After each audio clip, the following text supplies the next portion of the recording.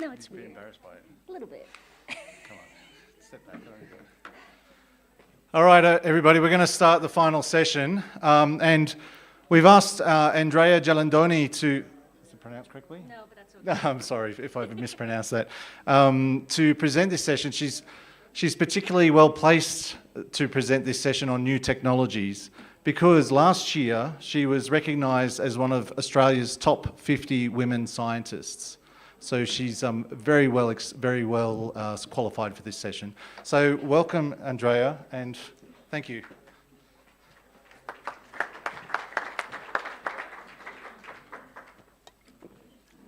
Thank you, Matt, and thank you everyone for staying for the last session. I know it's been a marathon week. Is that a bit too close? Feels too close. Okay.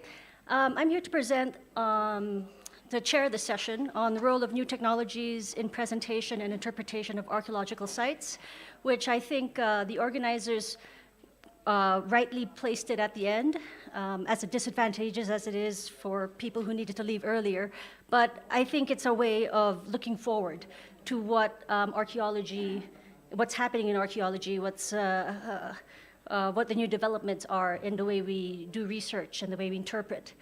And my presentation is going to be about my favorite topic, which is rock art research. Usually I give this in an hour, but I'm going to try to cut it down to 20 minutes. So forgive me, I'm going to try to not talk fast, but I just naturally talk fast, especially when I'm talking in front of people. Okay, so my presentation is on the state of the art, digital methods for rock art research 2025. Honestly, I've been doing this for maybe 3 years, and I just keep changing the year and adding in new methods that we've developed since. So I always show this slide. It's a bit of a downer, but it's the reason why I think recording rock art is so important, because we lose it. We lose it to both natural and anthropogenic agents, right? We have climate change, we have well-meaning archaeologists cutting out the rock art, we have tourist sites and things that tourists have put in just bursting into flames, and this is the reason we need to record the rock art before we do any of these things, because they might be destroyed. And in a lot of cases, we're losing it to climate change. I'll show some examples here. So you've seen a lot of tech other presentations have used, so I won't go into it too much, except these are generally the tools we use for digital archaeology. This is my favorite because I think it's something everyone can do. Everyone has access to a camera, I mean, even on your phone, and you can do photogrammetry. In a nutshell, photogrammetry is making 3D models from images by just moving your position. And then you run it through a program and you get a pretty 3D model. This is a 3D model I made from my Guam rock art study project. For those of you who don't know where Guam is, it's in the Pacific, south of Japan, east of the Philippines. And this is probably the most well-known rock art in the Marianas, particularly this figure that's going to come up soon, which is at the very end, the two people there. Now you'll find this, people from the Marianas will easily recognize this figure. It's on rings, it's on t-shirts. Even in the Navy base, I've seen it like painted on the garage doors for UXO, UXO teams and stuff. So it's very well recognized in the Pacific. And this site is right on the shore. Next storm surge, it could be lost. We just don't know when that's going to happen. And part of my team was Asia Regis, who is a Chamorro, who are the indigenous people of the Marianas. And she joined me for the project, and she had never been to some of these rock art sites. And that was so special for me to be able to take her to some of her own rock art, for her to engage with it. And she has probably been the person who spent the most time looking at rock art on the Marianas, because she went through all the digital media, did all the tracings, did all the research on it. And she's an artist, and so she was inspired by it. And she has an exhibit which is actually on right now on Guam, and it's on for another week. If any of you happen to go there in the next week, you can catch it. Laser scanning is another tool we use, and I'm not going to go into it so much except to say that it's better, especially for painted rock art, that you combine laser scanning with photogrammetry, because laser scanning is very good for geometry, but photogrammetry will get you the color, which when it comes to painted rock art, that's what you're interested in. This is an example from a magnificent gallery on 4 North Queensland. And you can see, instead of just capturing the rock art, it's able to capture some of the context around the rock art. This is also why 360 cameras, I've started to incorporate it because you can capture the sound. I didn't include any 360 videos here because I wasn't sure if the sound would come out from the video. But for the Gadao one, you can hear the waves from the rock art side. It's that close. You're looking at the waves and you can hear them and you can look at the rock art. And this is one of my favorite things about making rock art, if you can tell by now, is that when the people who have a connection to the rock art engage with it. So last year, so I made that last model you saw in 2019, and 4 or 5 years later, Vernon Aki, who is a pretty renowned Aboriginal artist, his work has been displayed in Paris, London, New York, LA, everywhere. He's a famous portraitist. He's not what you typically think of Aboriginal rock art, and he just loves technology. And so when he heard that I had a 3D model of a rock art site from his country, he incorporated it into an exhibit of his, where if you can see there are all these projectors, and there's an Xbox controller, and so you can come in and you can engage with the rock art the way he wants you to, and you can set it somewhere, and then you can walk up to it. You can put your hand on the hand stencil as it's projected, and this is all his idea of how he wants people to engage with his rock art. I included this because I think it's hopeful. Because can you guys see the rock art on this image? I couldn't when I was at the rock art site. When I was looking at that, I'm like, yep, this has been ruined by graffiti. But, you know, I still recorded it with a laser scanner. And you don't see much from the RGB of the laser scanner, but the reflectance values show that you can still find the rock art. So don't give up. Sometimes, even if we can't see it at the time, we have the tools that will let us see it. So it's not necessarily lost. This is a bit of a graphical abstract for how it works. The laser scanner can go through the graffiti, the dirt, the organics, and it still reflects back the rock art. No need to take pictures if you guys everything. I publish almost everything I do, so you just look for the citation. So you've seen a lot of decorrelation stretch, de-stretch, right? And most people do it on single images, but we do it on 3D models. Now, it's a bit inefficient in a lot of ways if you know how de-stretch works, because it works on the whole image. But we are working right now, and this will be published probably later this year, on a localized de-stretch for larger images, so that you can put them on the whole 3D model and be able to, it's like almost like de-stretching individual photographs. This is a site from Northern Territory where I'll give you a minute, not a minute, that's too long. Anybody, can you guess what that animal is? And no cheating in reading the name of the article, but it's a buffalo, right? And you would not have seen that from this, right? And that's the power of de-stretch. I see it sometimes, people use de-stretch on stuff that you can see, and I'm like, yeah, okay. But it's more impressive when you use it when you really can't see it, and then now you can. We do visual change detection as well. So 1970s, Chalupka, who worked a lot in the Northern Territory, took that first photograph. Professor Paul Tayson in the 1990s took another photograph. And then in 2019, we went back and I made a 3D model. And that's what's great about making 3D models. You can overlay accurately the old photographs so that you're seeing them from the right perspective. You can't do that if you're just taking a photo now and you take a photo later. Single photos don't do this. You can do it with a 3D model. And that is the same traditional owner, Kenneth Manguru, in the first image in the 1990s, and then him again in 2019. And two things you'll notice. One is the rock art is faded, and he looks much better than the rock art. He's aged much better, is how we tell him. And this is why that happened, because we were like, how can this rock art survive, 80 years since it was probably painted? Because we know when the buffaloes were introduced. And then suddenly, in 20 years, it's just gone. And it's because a tropical cyclone, Monica, which is the strongest tropical cyclone to ever hit Australia, went right by it, cleared the vegetation, and changed that whole microclimate, and it just degraded the rock art very quickly.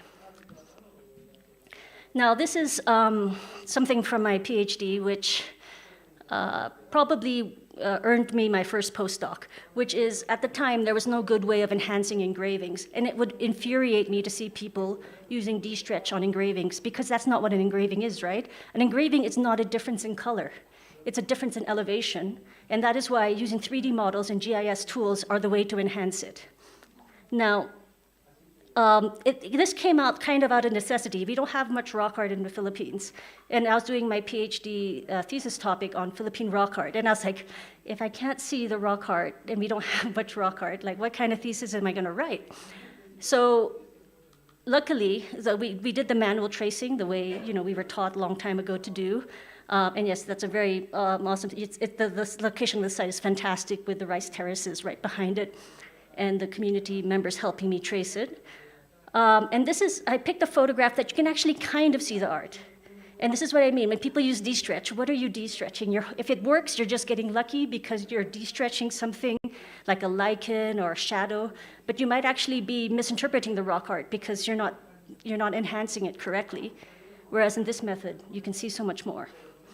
And when we did a comparison with the manual version and the digital version, we found almost twice as much rock art using the digital version. And weirdly, we had some false positives from the manual tracing, like things we thought were rock art when we were in the field tracing, and they weren't really, because when you look at it enhanced, it's not there.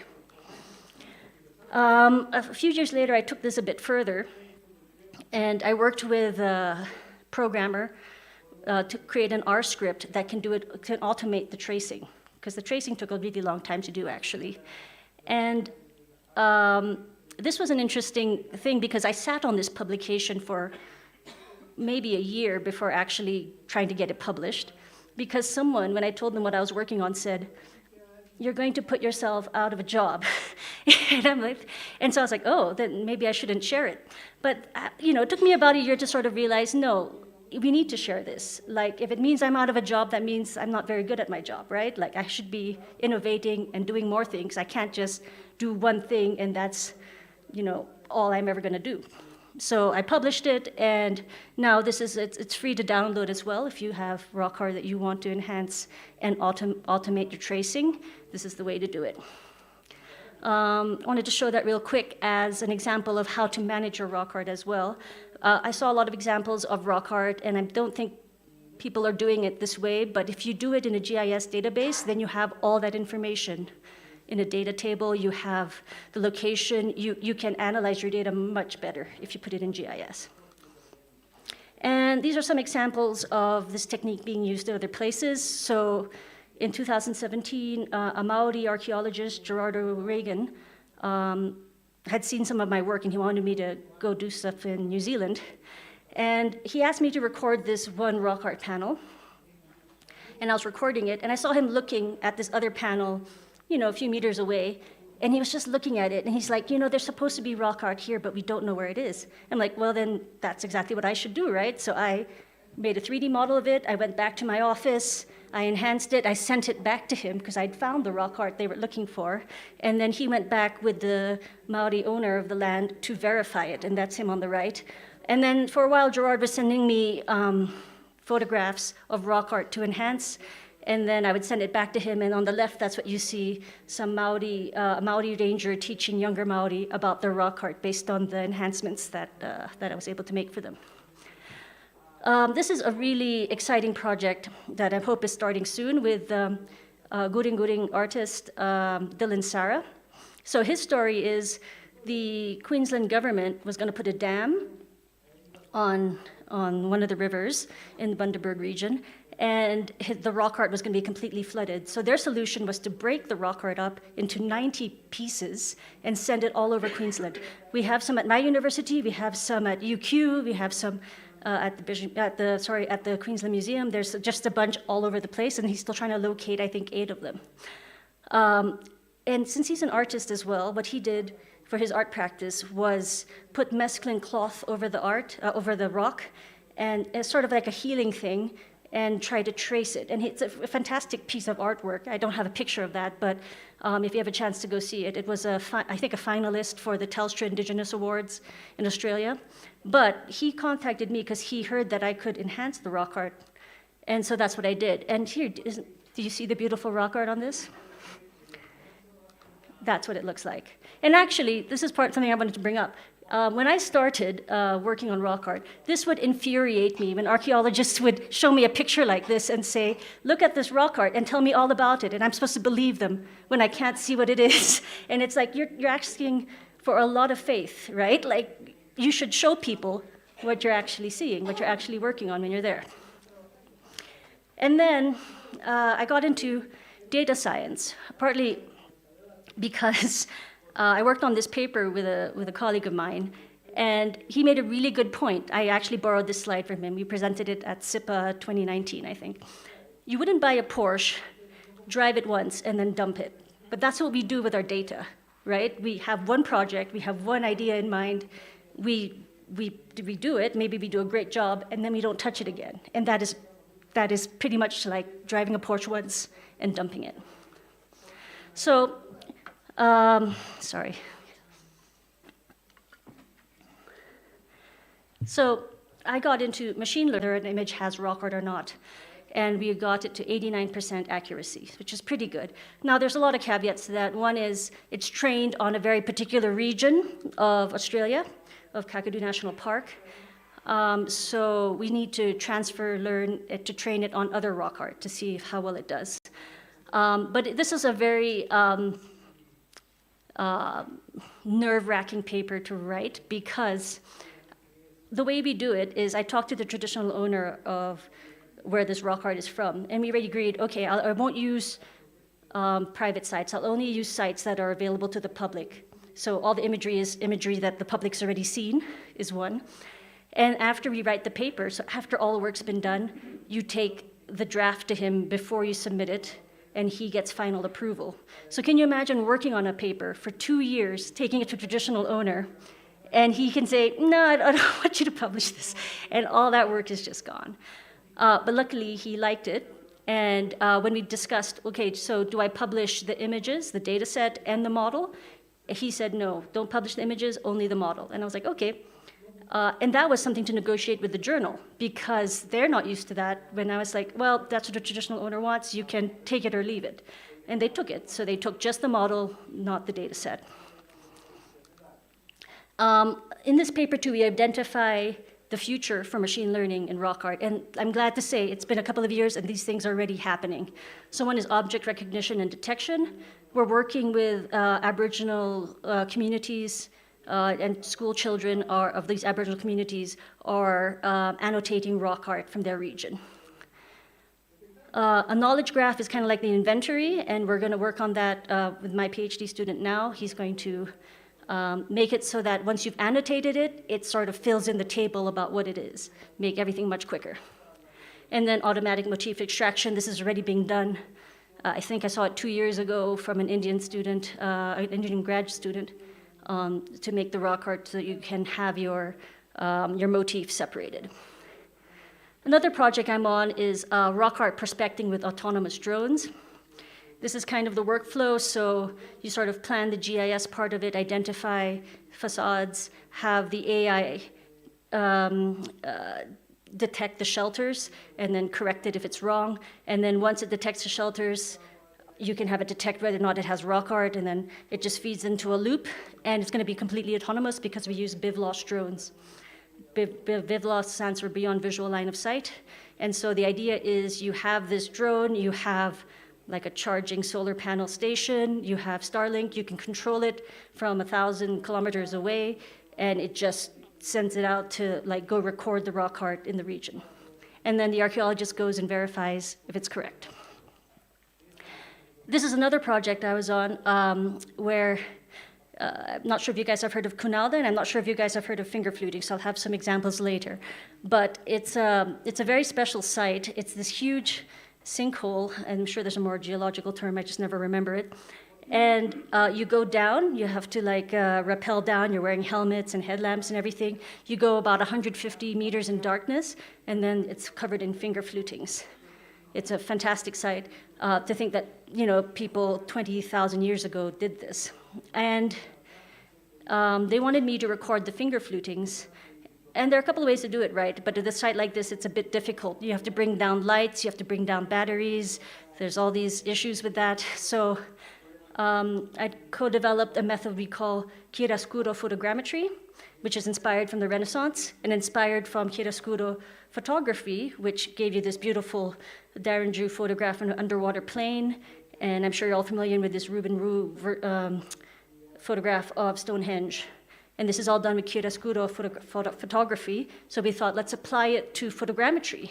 And it works really well. So we have a 3D model that from a completely dark cave, and the detail is amazing. And that's a quick workflow if you wanted to analyze.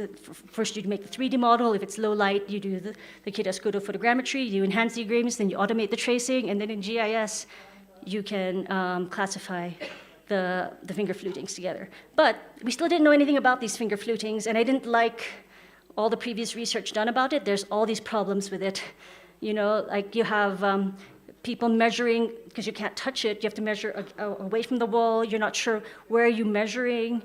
They made all assumptions, like at some point they called it a men's site, so women couldn't go, but the traditional owner was like, how can that be? My grandmother took me here, it can't be a men's site. So in a sort of proof of concept to try to start understanding this, there's a lot of steps involved, and I can't go into the conclusion because this is under review as well, but we developed a virtual and a tactile experiment on a modern population, so there's steps you have to bridge for an ancient population, to see if machine learning can tell anything about a known population. So if we already know male or female, it's kind of like the rock art and no rock art, a binary, you can make these, we can see if the machine learning model can identify it. Okay, I'm sorry, I'm a bit over time, but I'll talk about 2 more projects. One is this one where we are matching artists from bark paintings and artists from the rock art. And we're able to identify who the actual artists are, and for a lot of them, they're the grandparents of the current traditional owners of the area. So I went to Melbourne Museum to make 3D models of bark paintings. These are bark paintings. The collection of 150 of the Spencer Cahill collection is in the Melbourne Museum. And then my PhD student put it into a virtual environment so we could take it back to community in a way that they can engage with. I do want to mention, we don't like calling it virtual repatriation because it sort of has a lot of implications with that, but I was there when the Melbourne Museum staff asked the community, do you want them back? We will send them back. And the community said no, because they know that they're so fragile, some of them, they won't withstand the journey, and 2, they don't have a facility to keep them in good shape. In Melbourne Museum, at least, they're in a climate-controlled archive. And if any of you are at WAC, we're going to have an exhibit there. You can try it, and you can play with the bark paintings. And like I said, we took them to community, and they loved it. They gave suggestions on things they wanted better, things that they wanted to change, but the overall impression is that they really liked seeing what their grandparents probably saw. And this is the project I'll be working on when I get back next couple of weeks. It is recording that whole hill of Inyalak with the community and analyzing it, doing spatial analysis on the rock art with the community helping with the interpretation. Now, Australia is a very special place, and this is because the community, the traditional owners, a lot of them still know so much about the rock art. So they can give you that information, which, you do rock art in a lot of other places. They don't have that. They don't have that continuing connection. And if those of you are going to walk in Darwin, again, that area is not far. We're going to go for Gumbalanya. And these are my colleagues that I'll be working with. The one on the bottom left will be giving a presentation about engaging with digital tools at WAC as well. So parting thoughts, state of the art, it's not just about technology, but about a community engagement. Because it's not just that we're advancing the tools, but we're advancing what we do with them. Like, you know, there are so many times when I've been asked to make a 3D model and I have to ask you, why? Why do you want a 3D model? What are you going to do with it? Now, of course, a very safe answer is, you know, preservation for the future. Okay, fine. That's a good reason. But it's even better if there's somebody who's actually going to use it, someone's going to engage with it. The latest methods do not need to be the most expensive, as I mentioned, like that chiaroscuro photogrammetry, you just need an LED light. You can use your flashlight, you can use your headlamp. It's very, very easy. Also, reuse your data, or at least let someone else use it. And we need to be cautious and responsible with machine learning. Like, I've seen a lot of examples, that's a whole other presentation, where you just let machine learning run wild and they accept the results, and why are we doing that? We need to be very controlled with how we use machine learning so that we can verify that the interpretations are correct. And let's be optimistic. Like I said, like with the laser scanner, sometimes you think it's lost, but actually there are tools and technology that allow us to see it. I did ask permission, so I can show you that next slide. Not this one. This is just thank you, everybody, and all the people who've helped. And I wanted to show this, the first use of Meta Ray-Bans, maybe to make a 3D model of rock art. So instead of going with all of you on that tour last weekend, I went to Yerbas Buenas. It's about an hour away driving, and I recorded some rock art just to see if I could with these glasses. And that's what it looks like. And see, again, if I said, look at the rock art in Yerbas Buenas, what can you see? But once I've enhanced it, you can see they're llamas. And just to demonstrate how easy this is to use and the possibilities of this for the future, if it's so inclusive, because if I couldn't take pictures for whatever reason, and I have been in that situation, I was somewhere where it was so cold I couldn't use my hands, so they're in there, and I just say, hey, Meta, take a picture, and it just took it, and I can even send it to the group now. Hey, Meta, send that last picture to ICAHM 2025.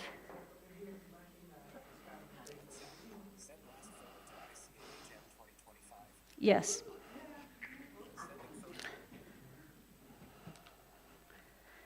And these are just some of the 3D models made by the Gumbalanya community when we did the photogrammetry workshop for that hill, and that we're going to continue working on. So just to show that they're involved in the process. This is their contribution. I've tried to convince them to do the processing, but they're not ready, and I'll slowly push them in that direction. But so far, they enjoy taking the pictures. Did you all get that photo? Okay. Okay, and then that's it for my presentation. I have a few more 3D models, but you know.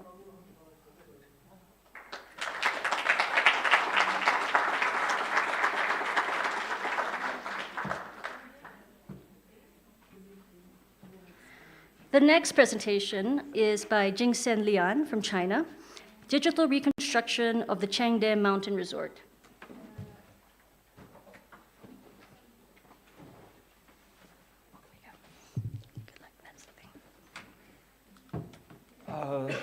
Okay, so thank you for introduction, Andrea and Matt, and your amazing and fantastic presentation as well. So my name is Jingsen Li. I'm very excited and happy to share my recent works with all of you researchers from all over the world. So today my topic is about the how to use landscape archaeology as a method to digitally reconstruct historical garden heritage as a cultural landscape. So let me give you a brief introduction of Chinese cultural heritage system. We started from architectural century, and we focus more on monumental care, relics, and antique as well. But these things gonna be changed. So this is my case study, the Chengde Mountain Resort, which was inscribed in World Heritage Site list in 1994 because of the second and the fourth criteria. But we face the challenges, which is the disconnection between three different categories of UNESCO cultural landscape. And so the research question would be how to reconstruct Chengde Mountain Resort CMR to better understand the characteristics as a cultural landscape. So this case is located just nearby the Beijing, the capital of China. And we try to employ landscape mapping as approach to characterize all the historical gardens inside of this site and try to give a better optimized sustainable management in the future. So first of all, for the data capture, we use the drones, give a close-range photogrammetry, which we can get very high, precisely detailed data of all the elements on the surface like vegetation, different species, rockeries, water system. And then we convert all the 3D points cloud into mesh editable 3D model. And for the future analysis, then we also involve all the traditional paintings as a reference and the old photos taken in the last century, and then we put all of those data as a training database for AI, the machine learning. I will show you in later slides. So we give a diagram to show the different levels of attention paid on different types of resources given by the previous researchers, and there's a very huge amount of type of different data types. Most of them are graphic and textual, and so it's very useful for us to reorganize all of those data, not only just for recording but for the future analysis. So we use the historical maps as a fundamental, as a base for reconstruct, and also for establishing the GIS database. We use different other types of resources like the panoramic painting, and but the historical maps they are not very accurate. They're not very precise. So we need to check the errors with the satellite image. So we will confirm all the errors and the mistakes, and then we give recertification. And also we involve the traditional paintings and also the engineering paintings, like the drawings drawn by the previous scholars. And then we use automatically softwares to convert them into editable source in vector engineering painting. So after the AI training, so the AI can help us to identify the different elements of old photos. So just before this site was destroyed by the Second War. So it's really significant for us to understand the different levels of perspective, the view perspective of this site, and also to reproduce the ancient spatial feeling of this site. So we try to reestablish the relationship between historical garden heritage and the cultural landscape as a background. So the result shows the different phases of this site, the whole evolution of CMR. And then we also made other kind of analysis, like we use the mathematics model to simulate the different types of species, the growth curve, the growth formula diagrams to show the different characteristics of growth of species. And also we simulate the temperature. That's because the initial purpose of this of the construction of this site would be how to escape the heat from the summer. So we also try to simulate the ancient environment, the temperature in the environment.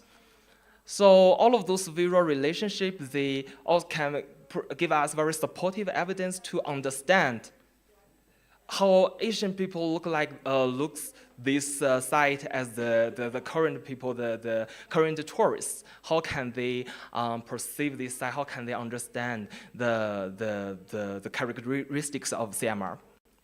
So we also give a 3D magnification of this site, and we also combined with all the different levels of conservation status we did in the last 3 decades. So it's very helpful for us to check all the interventions we put in this site for conservation, development, restoration, and so on. So finally, we built a WebGIS platform for the customized database for different stakeholders, like the historians, the scholars from the universities, or the developers, tourism developers, or the people who work for the government. So, so now it's very useful to share all of those very valuable information with multiple stakeholders working in this field. So, so the ongoing project would be how can we, based on all of those database, how can we make the statistic tourism management combined with ecological issues that maybe I can share with you the next conference. So thank you for listening. Yeah, that's my point. Thank you.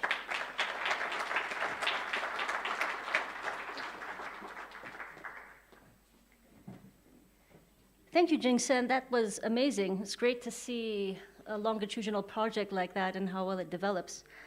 The next presentation is from Suan Li from China. It's going to be remote, so I'll set that up. Integrating archaeological interpretation and new technologies for holistic heritage display, a case study of the Outer Gucheng Siutang Changnam city.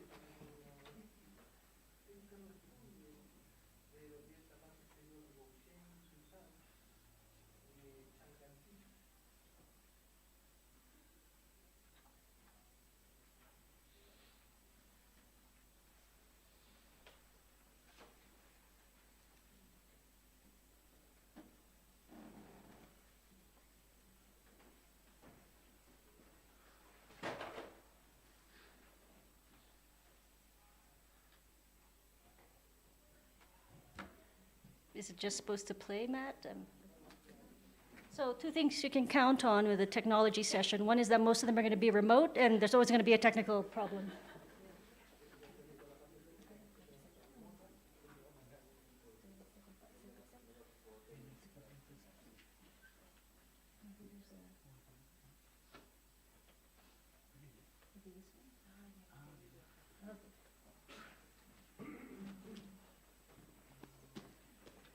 Okay, good afternoon, everyone. It's a pleasure to be here with you today. My presentation is titled A Study on the Display of the Outer City Wall Site of Sui and Tang, Chang'an City from the perspective of archaeological interpretation. Urban ruins are really at the heart of human civilization. They are found all over the world, and they witness how cities developed and evolved. When we explore these ruins today, we also essential reconnecting with human history and memories. It's the same story in China, from Erlitou, 3,500 years ago, to Ye City and Chang'an City, and then Beijing. These cities' ruins reflect China's relationship with nature, governance, and culture. Because of the age and the fragile nature of earth and timber structures, many of them survive today only as archaeological sites. Let's look at the outer wall of Chang'an City in Xi'an, where I live. The south and part of the east and west wall have been turned into archaeological parks, showing features like city gates and walls. Here on the right, I have selected 5 city gates that have been displayed between 2000 and 2022. Originally, these gates look quite similar, but today their displays are very different. Danfeng Gate, the second one, this gate, for example, is covered by a huge protective shelter, while others are mostly backfilled, with only simple ground markings showing where the gates were. Some displays even attempt to reconstruct historical appearances, so sometimes at the risk of authenticity, while others stay very conservative. You will also notice that the surrounding urban environments are quite differently. As a result, it's hard today to recognize the complete integrated image of Chang'an City. The displays feels fragmented, too dependent on physical constructions, and disconnected from the surrounding city. So this leads us to a big question. How can we better interpret and display archaeological sites so that we reveal not just objects, but the full historical value and meaning? First, let's quickly look at how interpretation theory developed. Back in 1957, Freeman Chattel, in his book Interpreting Our Heritage, laid out the basic principles of interpretation. Since then, various international charters have stressed its importance, discussing authenticity, integrity, and other key ideas. The 2008 INAMI Charter especially emphasized that interpretation should be grounded in scientific theory and multidisciplinary research. But in real projects, interpretation often depends more on agreements between managers and designers. It's not always truly scientific. In many Chinese sites, for example, displays often focus on the most glorious period, while ignoring the full historical evolution. This makes us wonder, could we find a more scientific, systematic way to guide interpretation and display? Here, archaeology gives us some answers. Looking at this its development. First, cultural historical archaeology focused on describing cultural sequences. Then, processual archaeology introduced scientific methods and system thinking. And finally, post-processual archaeology brought in idea of human agency, context, and multiple interpretations. Together, they gave us a fuller, more thematic way of understanding sites. Building on that, and considering the features of ancient Chinese capitals, we developed a working method. You can see first, gather archaeological and historical data, and do this service, and then integrate everything special with GIS.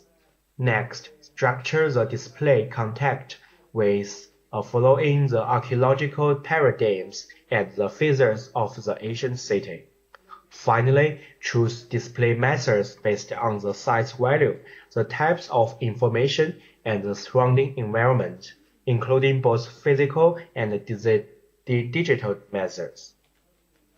Now let's zoom in on a specific example, Chang'an City and the Anhua Gate project. Historically, Liu Dafang in the Northern Song dynasty around 1050 AD surveyed and carved a scaled map of Chang'an on a stone stele, the earliest archaeological record we have, and modern surveys since the 1950s mapped the walls and gates site in details. Using these resources, we organized the display content into 5 themes. The first one is natural landscape and cultural context, showing how the city planning related to the surrounding mountains and rivers, reflecting Chinese philosophy. And the second one is urban spatial structure, highlighting the walls and the central axis and the city's layers organization. And the third one is construction concept and techniques, exploring how the city and gates were thematically built and the techniques used. You can see the top picture. And the fourth is the symbolic control and memory, showing how different gates carried different symbolic meanings and the social function. And the last one is stratific process of the site, revealing how the site changes over time and the historical reasons behind those changes. Okay, each of these themes corresponds to a different archaeological paradigm, giving us a compelling interpretive structure. Now, coming back to the Anhua Gate, this existed remains including parts of the gate's right side and a channel from early period. Following these themes, we designed a multi-layered display. Underground, you can see here, an archaeological museum preserves the ruins. Different levels help explain how the city was built in stages. Above ground, a simply simplified structure marks the original size of the gate, blending into modern park with street and word remarkings. Inside the museum, multimedia shows the construction phases, key historical events, archaeological discoveries, and plans for future display. Here, a quick walkthrough of the design process. First, we carefully mapped out the ruins. Then we built a structure frame strictly following the gate's original dimensions.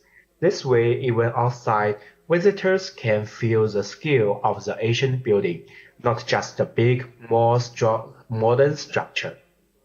We set underground foundations, the right wall, to protect the ruins, like this. Then above the ground, we create makers of the gate base and walls. Visitors can walk along a timeline route, starting from the early channel and then reaching the later gate remains, and finally reaching up to the symbolic gate tower. From the section view, layered exhibition hall bring visitors closer to the ruins. Sealed glass box, this one and this one, separate the public from the ruins' physical environment, avoiding impacts from body heat or carbon dioxide. Inside, they move through spaces built at ancient scales, helping them connect more deeply with history. From the outside, the space stays accessible, maintain the idea that gates are places people pass through. You can see this the right one we can walk through it and walk into the garden. Around the site, makers shows where the old streets and walls this one, helping visitors imagine the ancient city layout. Okay, in the museum, visitors start their journey by watching a short film, then walk through different layers of displays, experiencing both the site's ancient past and its complex archaeological story. Inside the museum, this place maintains the original gate tower dimensions, and on the left side, a thematic display combines models and projections to present the archaeological process of Anhua Gate. In the early channel ruin area, glass walkways separate and protect the environment while allowing visitors to stand within the side space. On the roof, stand off fully rescuing a heavy wooden structure, which symbolically present one bay of the gate tower as an arch installation, clearly distinguishing between history and imagination. We also show alternative restoration possibilities like this one. Through this project, we try to take a scattered historical evidence and build it into a full, coherent experience for the public. Finally, a quick conclusion. By bringing in an archaeological interpretation paradigm, we provide a more scientific, comprehensive framework for heritage display, especially helpful for ancient capitals.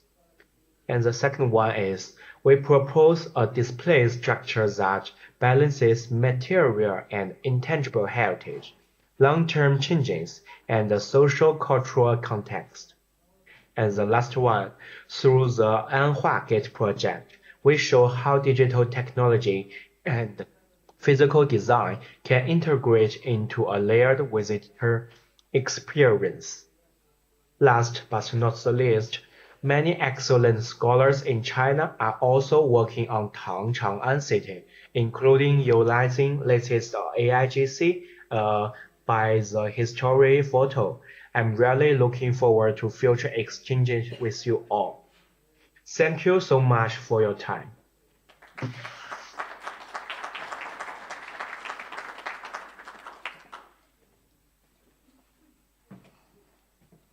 Thank you, Xuan Li. That was really amazing to see what can be done with integrating data that way for a display for people to appreciate.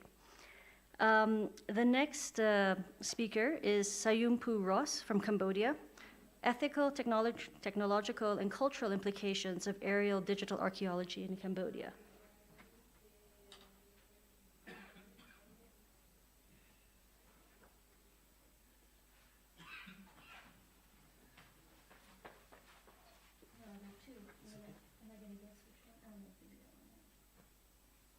Well, good afternoon to you all who's attending the conference in Chile. My name is Rosalind Po, and I'm the PhD student at Caltech University. And I happen to be selected as my abstract got selected, and I'm presenting to you all today. Actually, it's if I'm not wrong, it's 1 or 2 a.m. late at night here in Cambodia. So the panel that I'm speaking at is the, if I'm not wrong, is the latest panel, Role of New Technology in Presentation and Interpretation of Archaeological Sites. The topic of my abstract or the research that I'm doing at the moment is ethical, technological, and cultural implication in aerial digital archaeology, specifically in Cambodia. And from the title itself, perhaps everyone who's attending the conference would have an idea already what it's going to be. In the world of archaeology, where, well, not just archaeology, but any walks of life, really, we are impacted by new and latest technology in Cambodia also. And with all of these new technological progress, it tends to also create, well, not just the good point, but at the same time, concerning issue that we need to be acknowledged. And here we are discussing technology and some data ethics specifically for aerial digital archaeology. So that to give you an idea of what my presentation as well as research is going to be. I also would like to highlight that all the images that I've used is an images that I took part in PUM Archaeological project that led by Dr. Henry Paul, who is a professor at the University of Hawaii. So there's a disclaimer right over there. Next, I'm going to talk about the research problem and scope and how, why would I come up with such a topic? Because I have mentioned a bit that digital technology has brought into archaeological field from traditional technology like excavation, observation, and whatnot. But with all these technology, it allow us to access or collect data beyond the conventional technique. For example, now perhaps with the introduce of underwater drone, we can collect underwater cultural heritage sample data, interpretation, and whatnot. On land archaeology, in addition to foot survey, doing foot survey, we also able to do ground penetrating radar to see if there's anything underground. It helps us save time as well as to pick a spot to do our excavation, for instance. And specifically in aerial digital archaeology, perhaps everyone in the conference has already aware with the introduction of LiDAR, drones, or drones that can capture the image from sky. And it's also perceived to be a non-destructive methods. You don't have to deforest just to get your data. You don't have to affect the environment. What you have to do is to fly a drone, equipped with LiDAR or a camera, and then you can process it in a specialized software, and there you go, you already have the data. So there's a growing interest and growing use of aerial digital archaeology, and specifically in Cambodia, the use has been here some time already. I believe it's more than a decade. It started with, well, it started to emerge. Of course, there are previous scholars who have tended to use helicopters to capture image from the sky, but drone has really started to impact in 2012, where Damien Evan, which we'll discuss a little bit later, has and to in the bracket, Dr. Damien Evan has passed away a few years ago, but his work has continued to be an impactful research, and especially beneficial for Cambodians. So in coming back, LiDAR has been used in Cambodia for some time already. That's the point.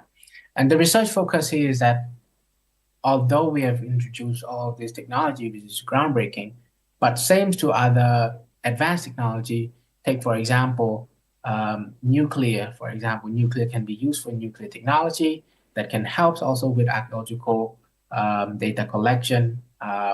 The neutron coming from the nuclear particle can be used in that sense. But at the same time, nuclear can be used for nuclear weapon, causing not just ethical issue, but also security issue, something that we should take note of that as well.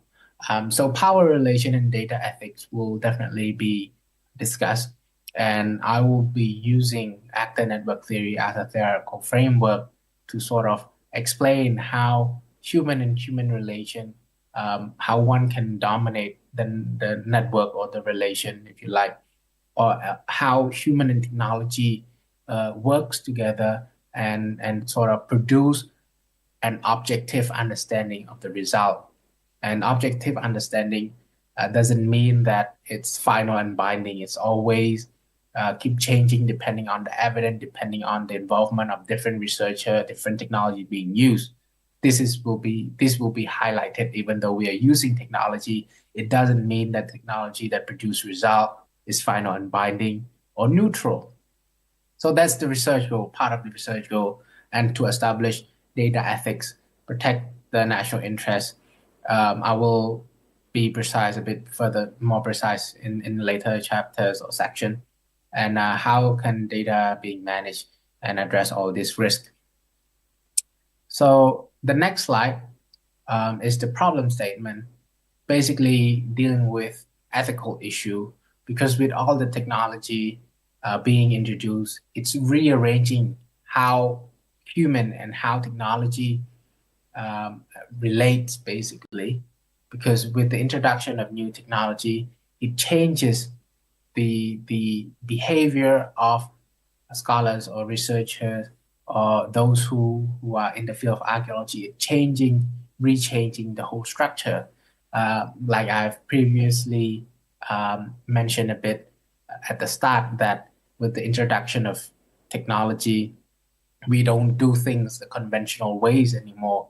Before we're going in doing an excavation, we can use LiDAR data to help identify where is the best possible site for us to do excavation, and might get us with better data, with more data, if you like, from the trench that we are digging, instead of doing just a foot survey, finding some ceramic laying on land, and we might assume that this is a place that holds cultural heritage, but it might not be without the use of these technology.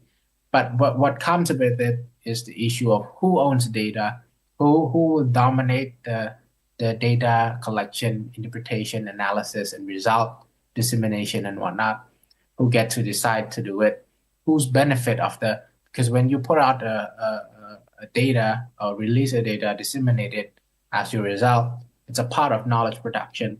And how does one conflict or not with the local community? Because the local community sometimes have their own local belief. It might, to some extent, might not or could be negligent in terms of including local community perspective in the understanding or interpretation of data. I would like to highlight that aerial archaeology, like LiDAR, like drones, is a method. And the method that we use will affect the result differently. Therefore, the knowledge, access, and authority will also be reflected by the technology that we are using. So I would like to introduce what is the research methodology that's going to be used for this research or abstract that I'm presenting. Most of it is qualitative research, but although I have done a bit of field work, but what I wanted to emphasize here is data ethics and how do we try to understand data ethics from in the shoes of those who are working in archaeological field, by also bridging the science technology study into cross-cutting with archaeological expert also.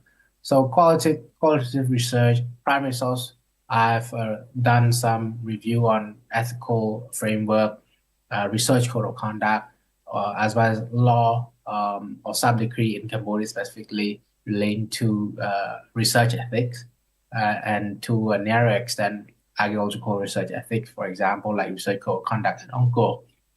So legal document and all these official document have been reviewed. Secondary sources, academic journal, books, and comparative case studies from past research will also be has already been looked at, and with using of actor network theory.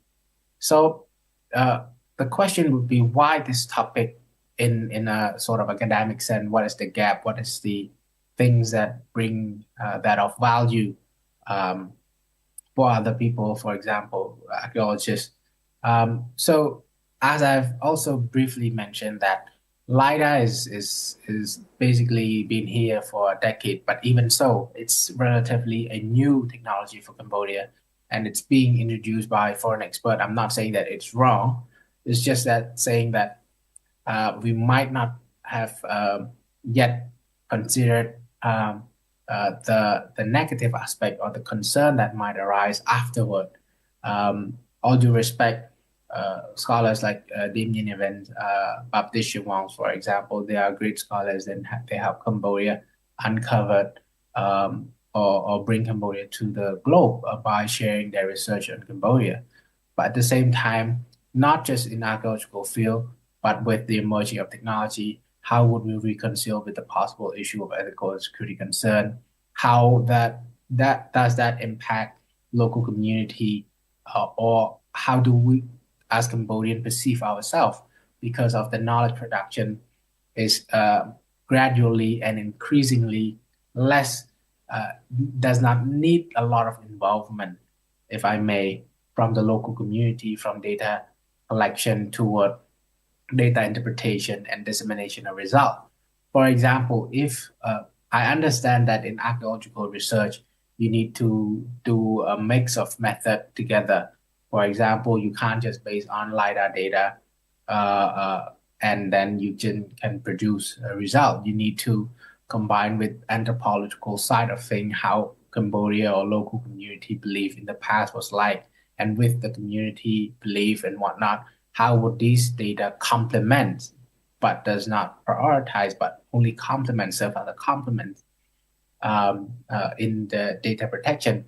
But to some extent, there's also research out there that tend to obsolete or negligent in terms of involvement of local community or local research that we might to some extent need to think about. But the idea is to establish identity for ourselves to preserve the region, cultural heritage, civilization, long tradition, which shouldn't be obsolete by the introduction of new technology and methods. So furthermore, about the methodological and theoretical lens, the network theory, what is it? So basically, the theory allows researcher to sort of mapping out the involvement of human and non-human actors. Is actually coming from or has been coming out of a research lab test subject, because when scientists first emerged in 1960, if I'm not mistaken, there's a lot of lab testing, and then scientists started to realize that lab testing, given different results, is not only because of the technology they have used, but also other surrounding environment, for example, air or climate, temperature, and whatnot, changes how the subject of the experiment and also the result that they produce. So if you look into it at a grand scale, as a network, as a societal network, when we introduce this technology, or who are the actors involved, you can see, for example, in the field of archaeology, you can see scholars, you can see scholars who are human, of course, the institution, for example, in Cambodia, like the Ministry of Culture or university who's leading the project.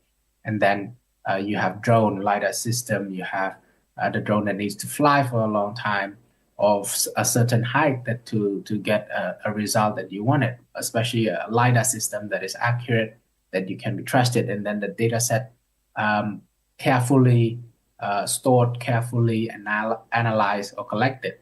And also at the same time, it needs to be how it involves the local community, or does the project itself doesn't really involve the community. You just get the approval from the my authority, and then you just go out and then do research and then come back, interpret, and then get the result out unilaterally. So that is also the process of how data as well as knowledge production needs to be not reviewed, but taken into consideration carefully.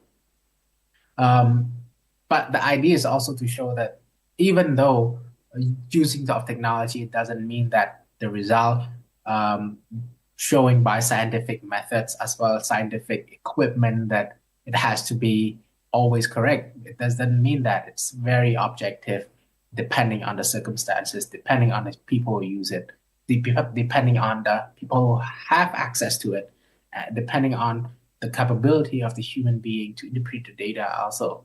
And then it affects the result, which means that the network is not equal, or it's not asset as you believe it to be. Next slide is about ethical concern. This raised to, because of the unequal network, unequal relation, dominance can happen depending on human and non-human. Take, for example, if a foreign scholar were to introduce this technology and they have the control of technology in the sense of they own the technology, they have the system to interpret the data, and they present their data to the local expert who might not, first things first, they might not know what the technology is, how to interpret the data, doesn't know how the data is being interpreted. So there's a lot of loopholes or black boxes, if you like, that is missing. At the same time, where they can't wrap their heads around what kind of technology or how the technology get to analyze the data, sometimes local knowledge has been muted or silent. And this, at the same time, for example, they don't have the access to raw data even because of the limited funding or limited resources or limited access that wasn't shared because it was protected by intellectual property right. For example, it's also this concerning issue for local communities, especially for developing country, that the data access, the level of knowledge they are obtaining might not be as equal to those who have access to.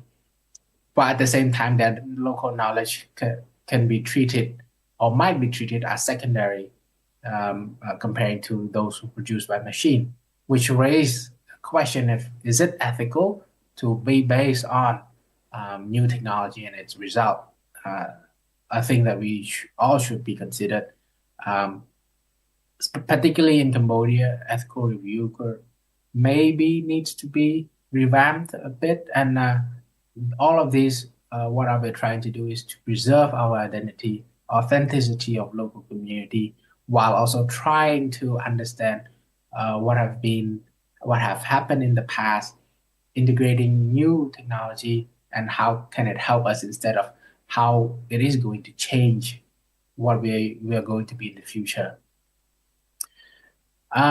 So the next slide will be on why LiDAR and technology are not neutral per se, because LiDAR itself, it doesn't function on its own. Like I said, it's a network that links different human agency and as well as equipment. So it design is already a certain way that it can only be function on a specific type of drone, for example. And the data itself, when collected, it's the scholars or who's the researcher who's in control will look at the data set, what is needs to be included for the analysis, what is obsolete in their view, and they will cut the data out, for example. And some of the data might not be beneficial to them, but could be beneficial for other purposes or beneficial the local community. The local community might have a say in the what's the data should be kept or not, for example. And if the data has been processed in the system, the choice of interpretation, the method being used, could also reinforce hierarchy for, again, local understanding, local accessibility, how it's dictate of what the result should be and whatnot. This is infrastructure dependency. You're depending on particular technology to give you result. I'm not saying that it's wrong. I'm just saying that we should be careful with ethical side of things as well, because there's no such thing as a single truth. Most definitely not through the visualization that we have put out, but it's the black boxes behind local community involvement and whatnot is also as important. So the emerging issue, like I've mentioned, like a political data, local researcher, although sometimes they don't want to participate or they don't have the capacity to participate, that is also an issue. And also cultural disconnection. That is the most important thing, because when the data doesn't represent the local community, but it gets to be verified by what perceived to be peer-reviewed international Scopus journal, for example, then it would the idea is that cultural disconnection could happen because international wise people does not think like the local, and then they perceive the local as not logical, for example. It's just an example that I've had the top of my mind. So for legal and policy recommendation is that there should be an inclusive framework in approaching digital cultural heritage sort of excavation or data collection and whatnot. Cambodian institutions should involve, and the local community as well as a local scholar should think of increasing their capability, because in the long run, technology will come and we can't just be based on foreign scholars. All due respect, foreign scholars are important, but at the same time, it's our own cultural heritage, and we should be able to be taken care of and also to understand ourselves better. Second thing is a collaborative model, like I've explained, decision made, capacity building. It needs to be co-lead, co-chair, co-design of the research, which is all important, and long-term partnership. We can't do this alone, but at the same time, expertise from outside also would be benefit from the local expertise. If they don't have to bring a lot of money in, they can just hire a local expert to do it. It will reduce significantly of the logistical support and whatnot. So some policy recommendation. At the same time, code of conduct of research that governs digital archaeology, not just aerial, but underwater and on land, should also be further emphasized. So in conclusion, just a reminder that technology or technological results produced by technology are not neutral. There's power dynamic, power sharing network behind, explained by actor network theory. And with all the knowledge injustice or knowledge dominant coloniality of knowledge in the past, it's also important for developing country or the third world to be aware of and be mindful that they have to have a say in how the knowledge production, particularly in history and cultural identity, being perceived or being disseminated. It comes to the needs of having a reflective legal as well as code of conduct. Not saying that foreign scholars are negative or they're producing concern, just saying that a better working environment and interpretation that has been co-managed and co-explained would help significantly. And for example, with aerial digital archaeology that we use to map out the archaeological site or do archaeological survey, we have to do it with care. Let's map differently and map with care. So that's all from me. I look forward to receive any questions, should there be any, in the forms of in the conference or through the organizer via my emails. That's all from me. Thank you for your kind participation, and I hope all the best I wish you all the best with the participation of the conference as well as for the conference organizer. Thank you and Jum Ribli.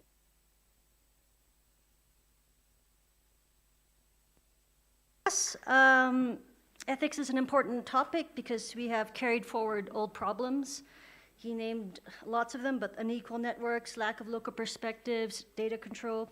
And as we know, new technologies can just magnify these problems. So we need to be very vigilant against them. The next talk is by A. Angel Nudagbe from Benin and Matuwu Hospice Klegbo from Benin as well, remote. Kingdoms and Forestry, Spatial Analysis of the Intersection of Natural and Cultural Heritage in Alada and Daxomi.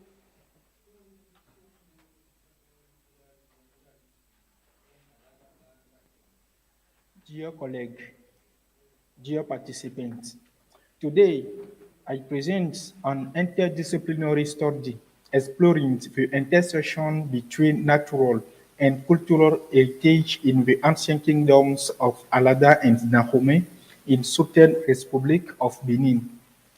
This work, conducted with my colleague Metowi Hospice Klegbo, combine archaeology, ancestral forestry, and geospatial tools to reveal living memories of pre-colonial practices. For 2,000 of years, human society have interacted with their environment. In Benin, the kingdom of Alada, founded from the early 16th century to 1724, and that of Dahomey from 1625 to 1892, were marked on their territory by archaeological sites often identified by plant relics. Our problematic examines how do the century-old sites associated with sacred or utilitarian traits reveal socio-political and spiritual practices. Our objectives are threefold. The first is to map seeds and plant relics in order to analyze their spatial distribution. Then, document the cultural practice associated with the site ritual resource management, and finally, assess their ecological heritage and conservation challenge for sustainable development. Alada, a kingdom conquered by Dahomey in 1724, and Dahomey, a pre-colonial power, offer a rich terrain. Their sacred forests, palaces, and defensive ditches are key weaknesses. For example, the Togudo site in Alada is home to anthropic mounds with sacred militia excelsa, while Abomey reveal fortified ditches like Agbodo, reinforced by thorn trees, Acacia atahacantha. The presence of these different components of the political spatial organization of these two pre-colonial entities is the result of the practice and tradition of the different peoples who composed and structuring them over a period of some centuries. Their settlement, the result of numerous migratory flows, has generated historical sites and cultural and natural spaces that are steeping in the significant parts of these royal areas in the south of what is now the Republic of Benin in West Africa. The success of this work is the application of a methodological approach accompanied by working in processing tools focusing in particular on ethno-archaeological surveys have been underway since 2019 with traditional chefs such as Agbogo Mastolin in historically case localities in both sectors. The survey are always accompanied by site visits accompanied by a walking survey, geolocation, characteristic description of the site and traits, photography, collection of some witness artifacts, and tree leaves for identification of the species in the National Herbarium of Benin. In order to gain an overall understanding of the geospatial organization of the various sites and species of ancient threats, the spatial and cartographic analysis methodology comprises two stages in the two study areas, Dahomey and Alada. The first stage is devoted to data processing using QGIS software following 5 steps: data loading in reference Excel spreadsheet, Sentinel forestry species, GPS coordinates, located forestry practice, data exploration, description analysis, spatial analysis, and mapping. Next, SHP field of processing data exploring from QGIS are loading into ChatGPT OpenAI to maximize description and analytical exploration to produce a synthesis thesis. Of the 55 archaeological sites inventoried in the two sectors, 36 or 65% of are associated with ancestral forestry species or plants relics. More specially, Alada, 18 sites out of 27 show evidence of forestry practice, including 8 with multi-hundred years near old trees, Borassus Ethiopium, Milicia excelsa. Dahomey, 18 seats out of 28 with 15 containing century-old trees, Adansone digitata, Seiba pentadra. This figure confirms our hypothesis. The archaeological sites of the kingdom are identified not only by geomaterial remains, but above all by geovegetation dimension. Let's take 2 examples. At Togodo in the Alada sector, 7 man-made mounds are associated with sacred militia excelsa, evidence of royal ritual. On the Abome Plateau in the Dahomey sector, 83% of palatial sites such as Agbodo incorporate defensive species, Acacia ataca canta, proof of pre-colonial ecological engineering. This map shows the density of plant relics, geo-interpolation, and highlights correlation between species and archaeological structures. Milicia excelsa, 11 sites, and Adansona digitata, 9 sites, are concentrated around Royal Palace, example Abomey, and Sacred Forest, example Wanzon in Govier. At Alada sector, among defensive species, Acacia atahacantha and Munkurat pueriens form a corridor along the Agbodo ditch at Dahomey sector, confirming their role in pre-colonial military strategies. As for sacred streets at ritual sites, Ficus umbellata, 6 sites, and Cola gigantea, 4 sites, are systematically associated with voodoo altars, example sites at LD 1907 at Togudo. As for utilitarian species, they are best identified in old markets, Pakia biglobosa, 3 sites, and Borasius Ethiopian, 2 sites, dominate near historic trading areas. Example, Agbojanaka market in Abome, who was princess and red mare of Dahomey kingdoms.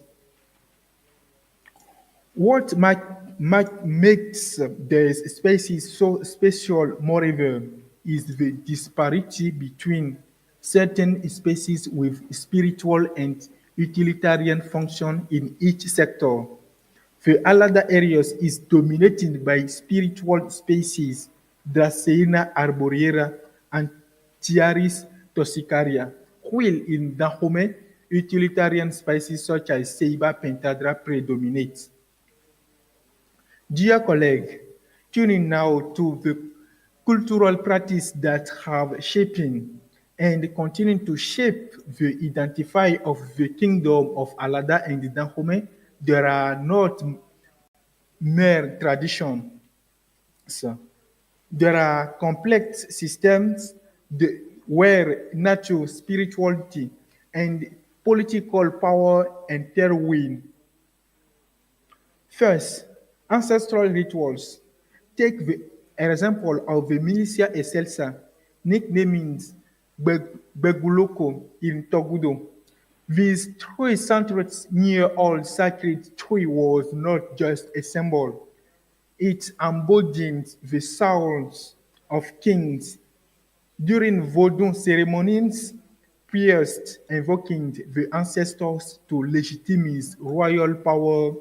Similarly, Cola gigantea marking the royal tomb in the Dahomey sector of Abome, serving as a bridge between the visible and invisible worlds.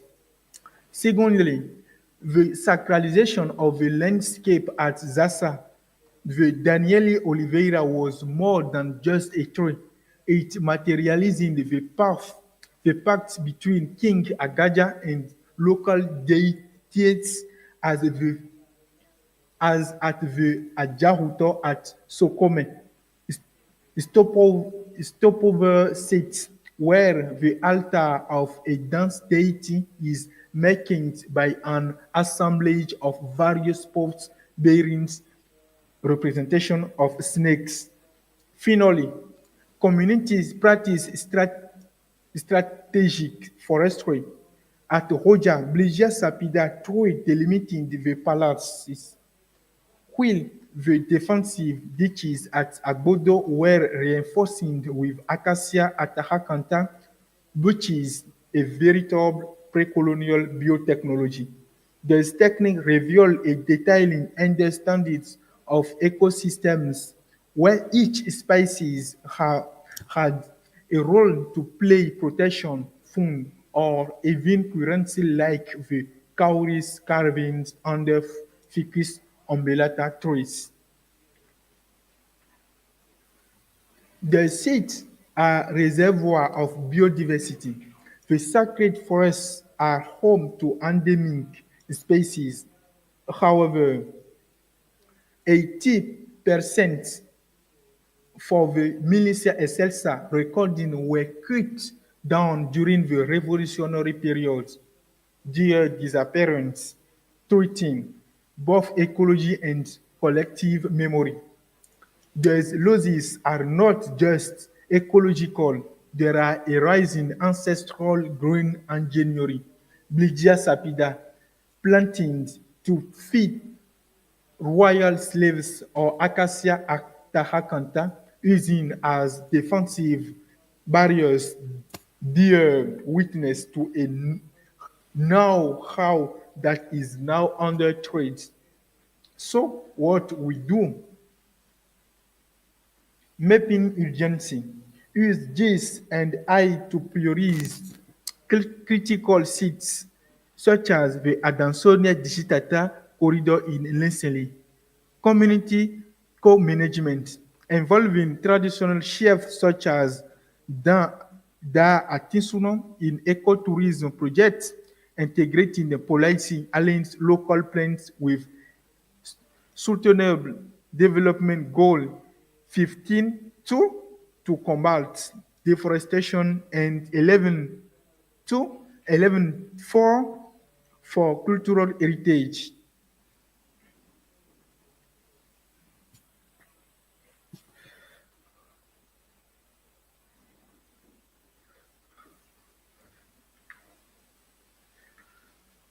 In conclusion, there's three and six are living archive of pre-colonial kingdoms. Their conversation require an interdisciplinary approach.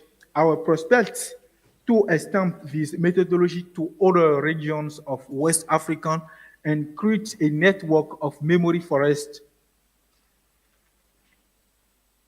Our study is based on an interdisciplinary corpus crossing Beninese archaeological works with recent ethnobotanical data and modern tools such as QGIS and I. We would like to thank the local community, our guides and teachers.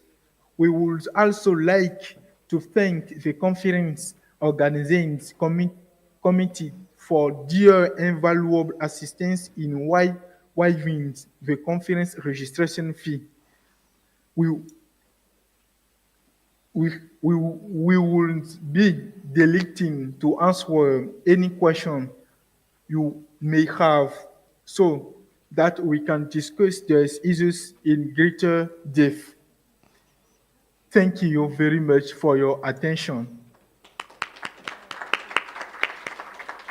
Thank you, Angela Nudabi. It's always great to see a good GIS use case. The next talk is going to be on Zoom, so let's hope it works well. Vincenzo Calvanesi from Italy, Management, Conservation, and Valorization Strategies through Monitoring and Scheduled Maintenance in the Archaeological Park of Pompeii, Italy.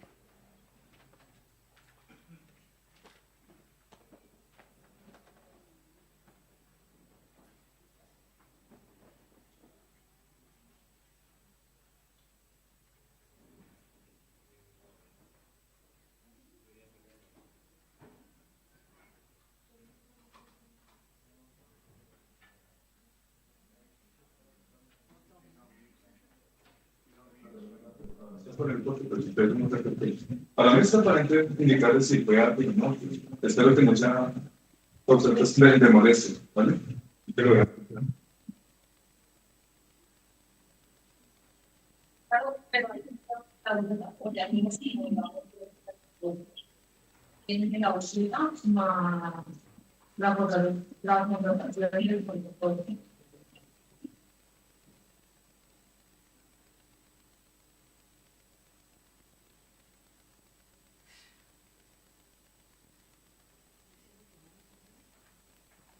Hello, can you hear me? I go on. I am Vincenzo Calvanese. I am the head of the technical department of the Pompeii Archaeological Park in Italy.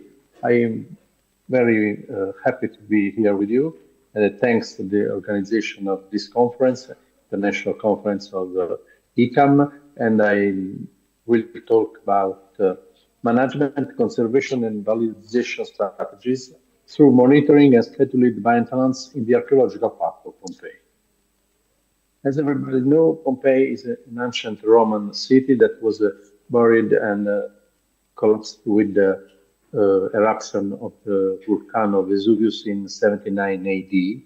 Now, in modern time, there is a UNESCO site, number 829 since 1997. It is an archaeological site with Ercolano and Torre Annunziata near Pompeii. The Archaeological Park of Pompeii is a very big autonomous Institute of the Ministry of Culture in Italy. We have 5 villas, 9 sites in more than 7 municipalities. Inside and outside the ancient wall of Pompeii, the measurement of the ancient city is 66 hectares in Romania inside the walls, over than 100 hectares the total land. This is the Gulf of Naples, and you see how the sites are placed in the area. Of Pompeii, Bosco Reale, Oplontis, Stabia, Longola, and also sites like Reggio di Quisisana and Pulverificio Borbonico all around Pompeii. Some information about the ancient city of Pompeii. The total excavated area is about 440 square meters, 440,000 square meters. The outdoor areas, streets and squares is about 84,000 square meters. And historical buildings is on an area of 357,000 square meters. The total number of buildings is more than 121. For a number of local excavated about 50,000. The vulnerable heritage of Pompeii has only 5% covered. The rest is ancient ruins of an ancient city that was excavated after the eruption of Vesuvius. We have a lot of emergency risks and vulnerability we have fight against. First of all, collapsed and hydrogeological instability, excavation front, the part between the excavated area and the not excavated area. Climate change with new troubles about rains or winds or climate troubles, and the anthropic pressure. The last year, in 2024, we have more than 4 million people that visited the ancient city of Pompeii, for a maximum of 32,000 people in one day. It is very, very hard pressure for the ancient city, for the ancient structure, and we have to manage this trouble with a lot of strategies. From 2012 and 2022, Pompeii was the aim of a great Pompeii project with the 100 million euros of European community. There was done a lot of work sites inside Pompeii to restoration and manage the critically in all the ancient city. You can see how many domus, how many houses was restored in that period. How we can preserve a so fragile heritage? First of all, with monitoring, analysis, inspection team, and planning the maintenance. The tool for preservation is different in kind of preservation. The first one is ordinary maintenance. We have a maintenance service with an in-house company of the Ministry of Culture. It's called ALES. We have about 80 people that works inside the sites each day to manage the ordinary maintenance. The extraordinary maintenance, we use framework agreement for ordinary and extraordinary maintenance works from the 2023. After all, we have also a lot of intervention as restoration and consolidation with the triennial planning. We spent about 10-15 million euros each year for restoration and consolidation all around the sites of the ancient part of Pompeii. The green maintenance very, very important because about also other 40 hectares of soil is green, not excavated due to as a trouble of maintenance of a green part, land part. And monitoring is a new framework agreement where they are put to monitoring the heritage of the archaeological park. First of all, the scheduled maintenance, ordinary maintenance, is organized according to a pre-established plan based on data forecasting, monitoring, documentation, and analysis.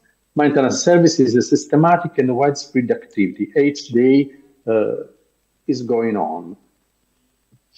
In this map, you can see how many parts of the ancient city is under ordinary maintenance. The yellow were ways and the red are buildings. This is going on more and more big, this kind of organization. In 2025, in 2015, we have only 31 resources. Now in 2025, we have 76 resources, 1 project manager, 3 archaeologists, 2 architects, 1 structural engineer, 26 restorer, and 43 workers.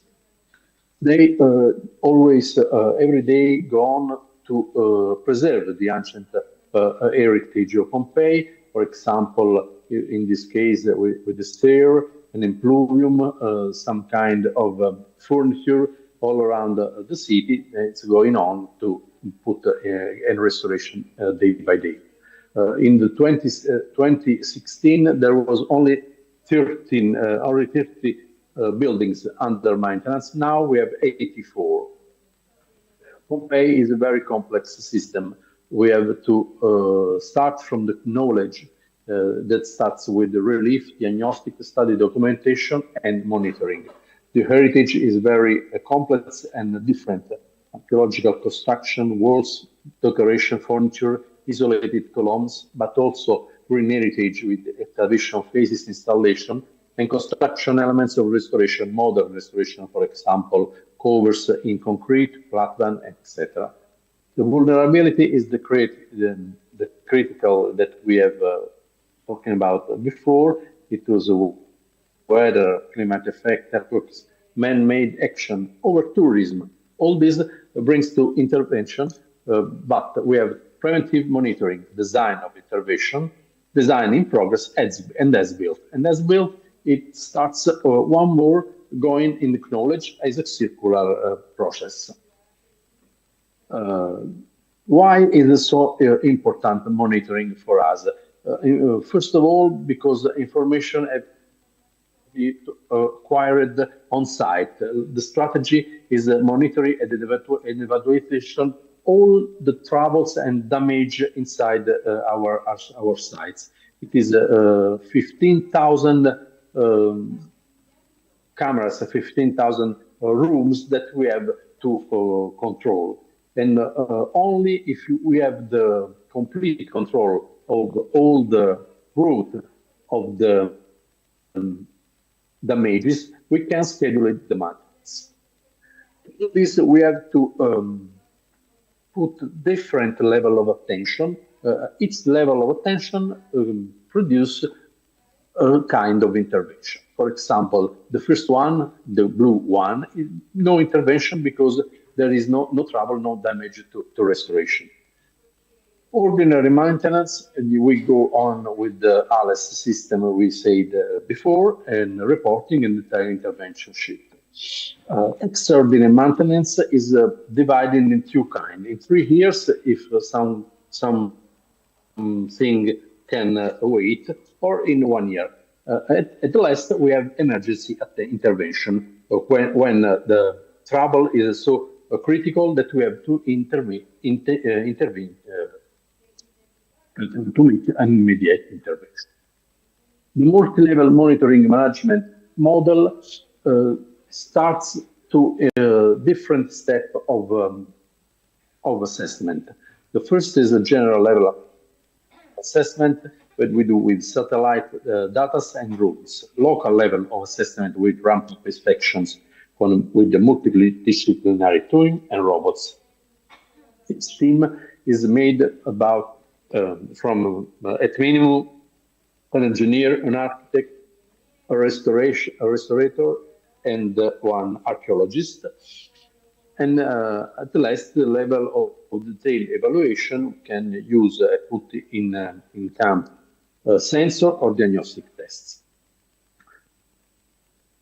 comparison between global and local evaluation test level, we start with the fly of drones. Each month in Pompeii, we can make fly a drone that make thousands of pictures of the ancient city with the same flight plane.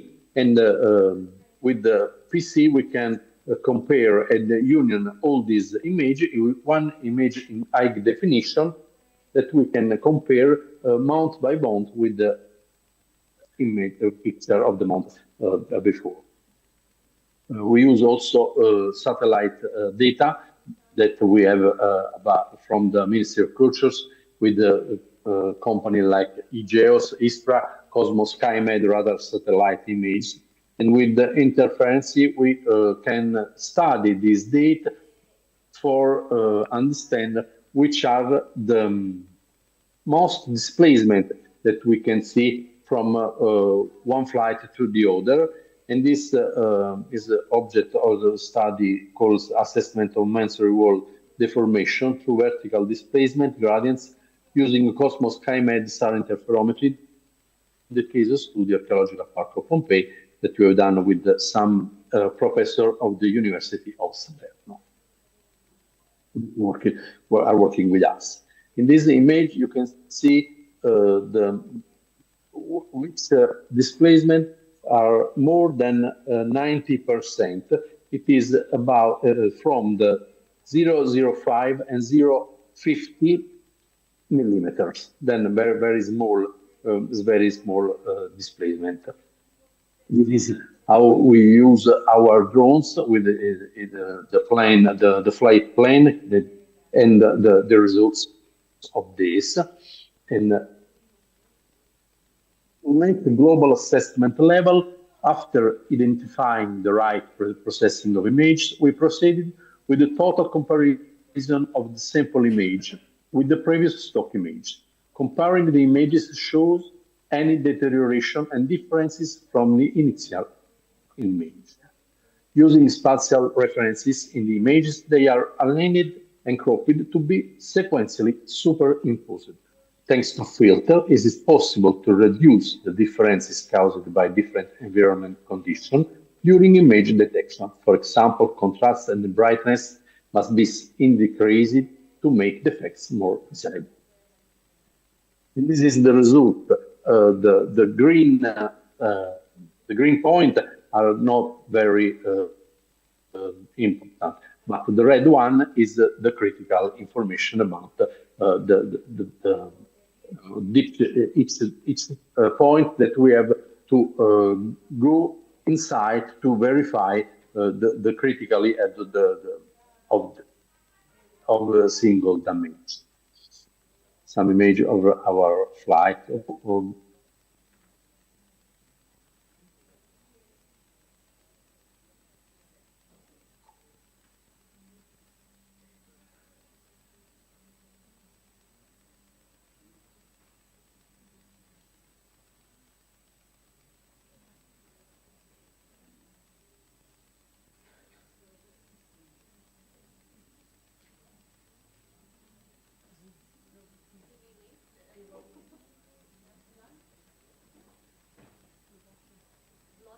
Okay, we do have his recording as well, so we can play the last few minutes.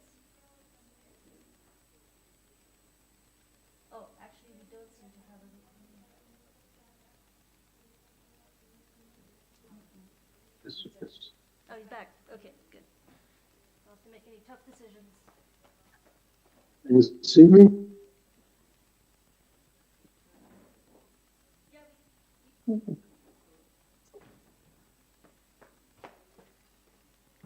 We can see you.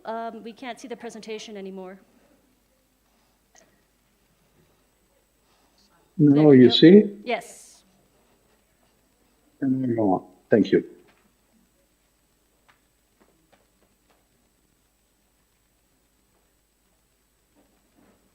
Okay. We are, I am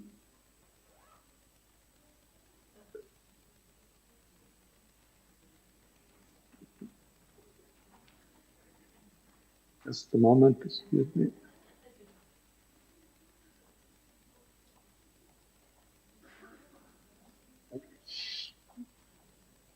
And then we have this flight. It is about 36 months that we are going on with this relief. And we have the first flight drone was in 28th of April of 2022. The last one is in April of 2025. This kind of information let us to control, for example, coverages. We can control the surface of water monitoring.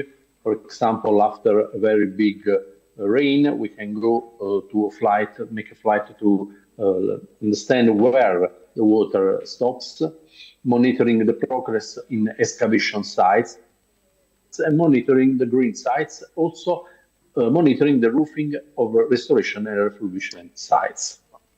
This is last flight, and two example of intervention in maintenance after understand with the flight of drone where there was some trouble. The Terme Stabiane, on you see before and after the intervention. Then in the first image you can see how the covering are damaged, and the other you can see after intervention and after works.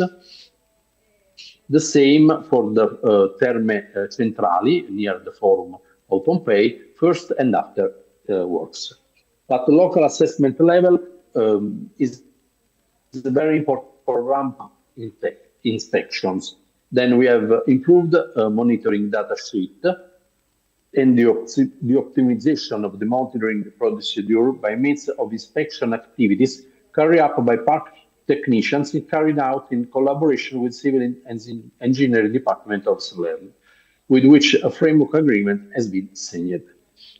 We have in camp inside Pompeii to monitoring all the 15,000 rooms, 6 teams. Each team is made from an engineer, an architect, an archaeologist, and a restorer that going on to see every single wall of Pompeii. The level of attention is from high, medium, low, and low, and the index of degradation the same. At the hand, the global index obtained from the weighted combination of parameters assessment during inspection.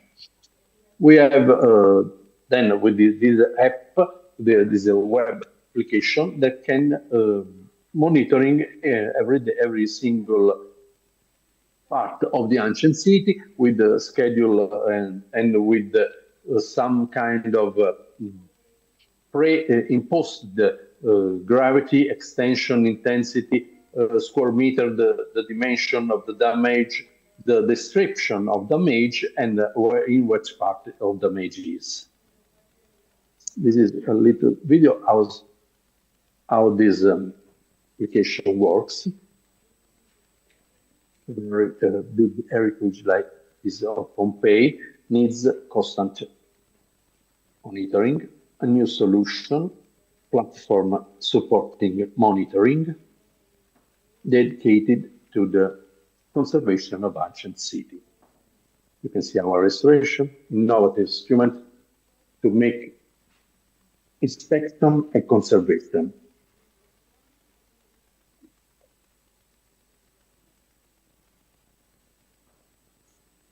Information in real time.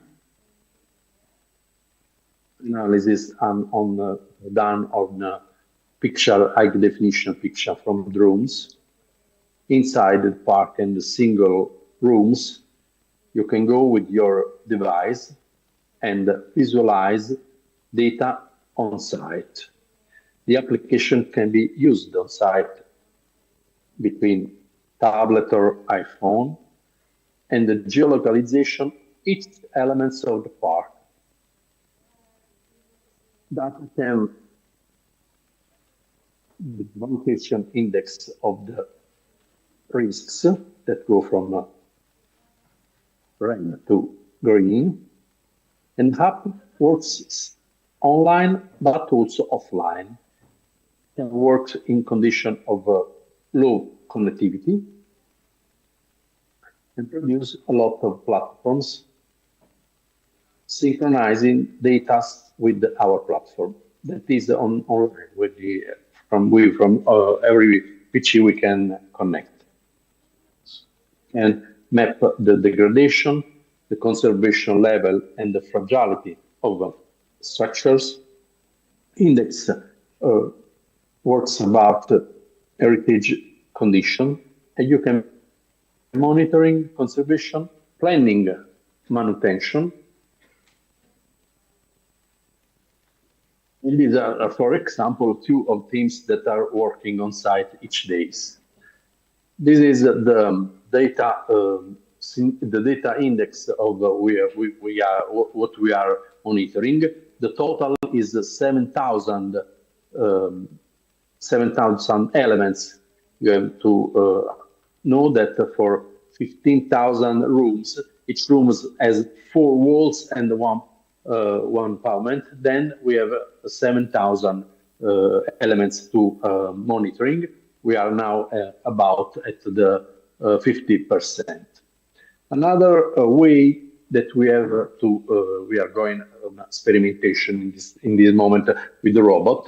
The aim is to produce a robot ground inspection which has the following characteristics of autonomy, adaptability, repeatability, and reliability.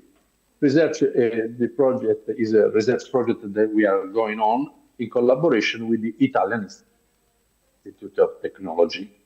The ring robot has inspected structures with Pompeian basalite and Interra Insula. Insula is a little part of the ancient city, recording walls and decoration.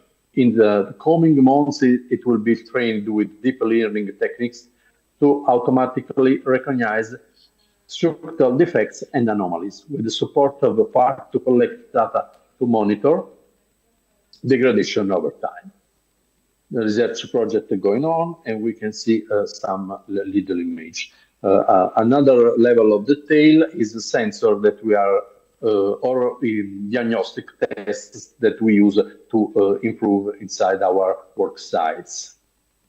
We are also a big project in the Italian Ministry of Culture with the part of a Colosseum that can put in.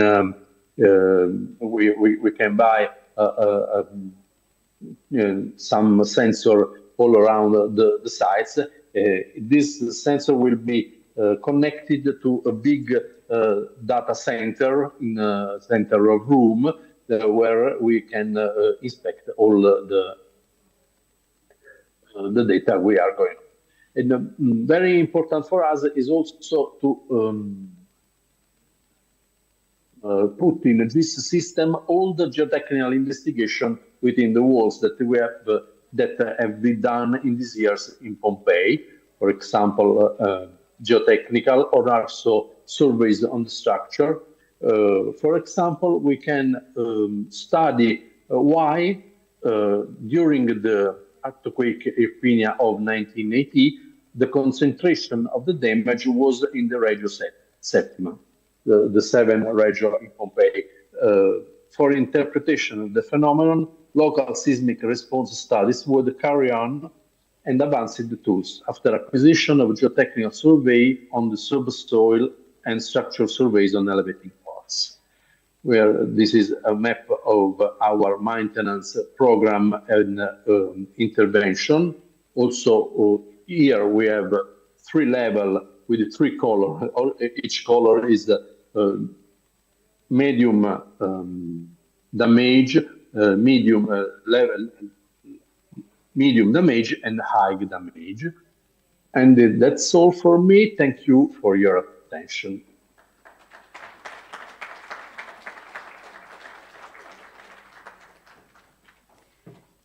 Thank you, Vincenzo. Sorry, we don't have time for questions right now. We need to get to the next Zoom presentation. But that was a very interesting case study, how you can manage a site using technology and integrating engineering. So the next talk is by Angel Adolfo Cadena Guativa from Colombia. Technological approach to the production of early ceramics on the Caribbean coast, case study in Puerto Ormiga and Monsu.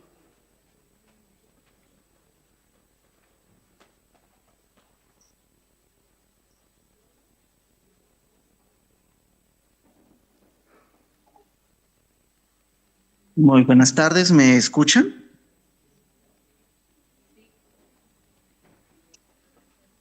Perfecto, muy buenas Sí. tardes desde Colombia. Vengo a hablarles de dos conjuntos cerámicos de dos sitios que son muy importantes para el país. En concreto, los sitios de estudio se ubican en el Caribe colombiano, acá en la parte superior. Está el Mar Caribe y en esta zona pues está esta línea costera en la que se ubican varios sitios que se asocian a un periodo que se llama formativo temprano, que se ubica entre el 6950 y el 2650 antes del presente.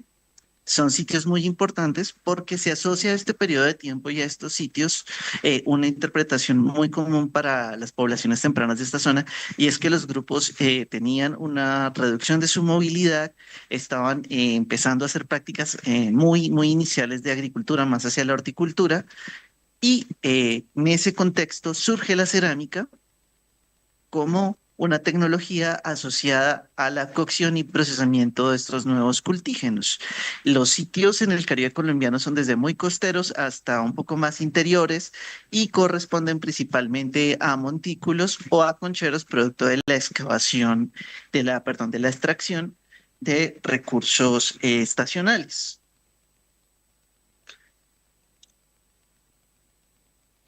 Sin embargo, cuando nosotros analizamos las características de esta cerámica y empezamos a hacer una revisión de qué sabemos de las cerámicas de estos sitios tempranos en el Caribe colombiano, encontramos realmente una gran cantidad de vacíos. En general, lo que se ha hecho en el Caribe colombiano con estos sitios tempranos es la construcción de tipologías y la elaboración de teorías con base en los contextos en los que se estaban encontrando estos elementos y desde sus características macroscópicas. En este sentido, pues la tendencia va hacia asociar los distintos conjuntos cerámicos identificados con la cocción sin saber realmente si son técnicamente capaces de cumplir con estas funciones. Y en un caso muy puntual, que es San Jacinto I, que son las fechas más tempranas de cerámica para el Caribe, sí se asocia desde un análisis forma-función estas cerámicas a los contextos del servicio, pero ellos concretamente lo asocian a lo ritual. Sin embargo, cuando nosotros miramos la bibliografía, encontramos que no hay sistemáticamente análisis que nos permitan hacer una caracterización tecnológica, unos análisis de forma-función claros o tener unas ideas iniciales sobre las cadenas operatorias involucradas en la elaboración de estas cerámicas. En ese sentido, la investigación que se hizo en este caso buscó enmarcarse en el concepto de la antropología de la tecnología y en tratar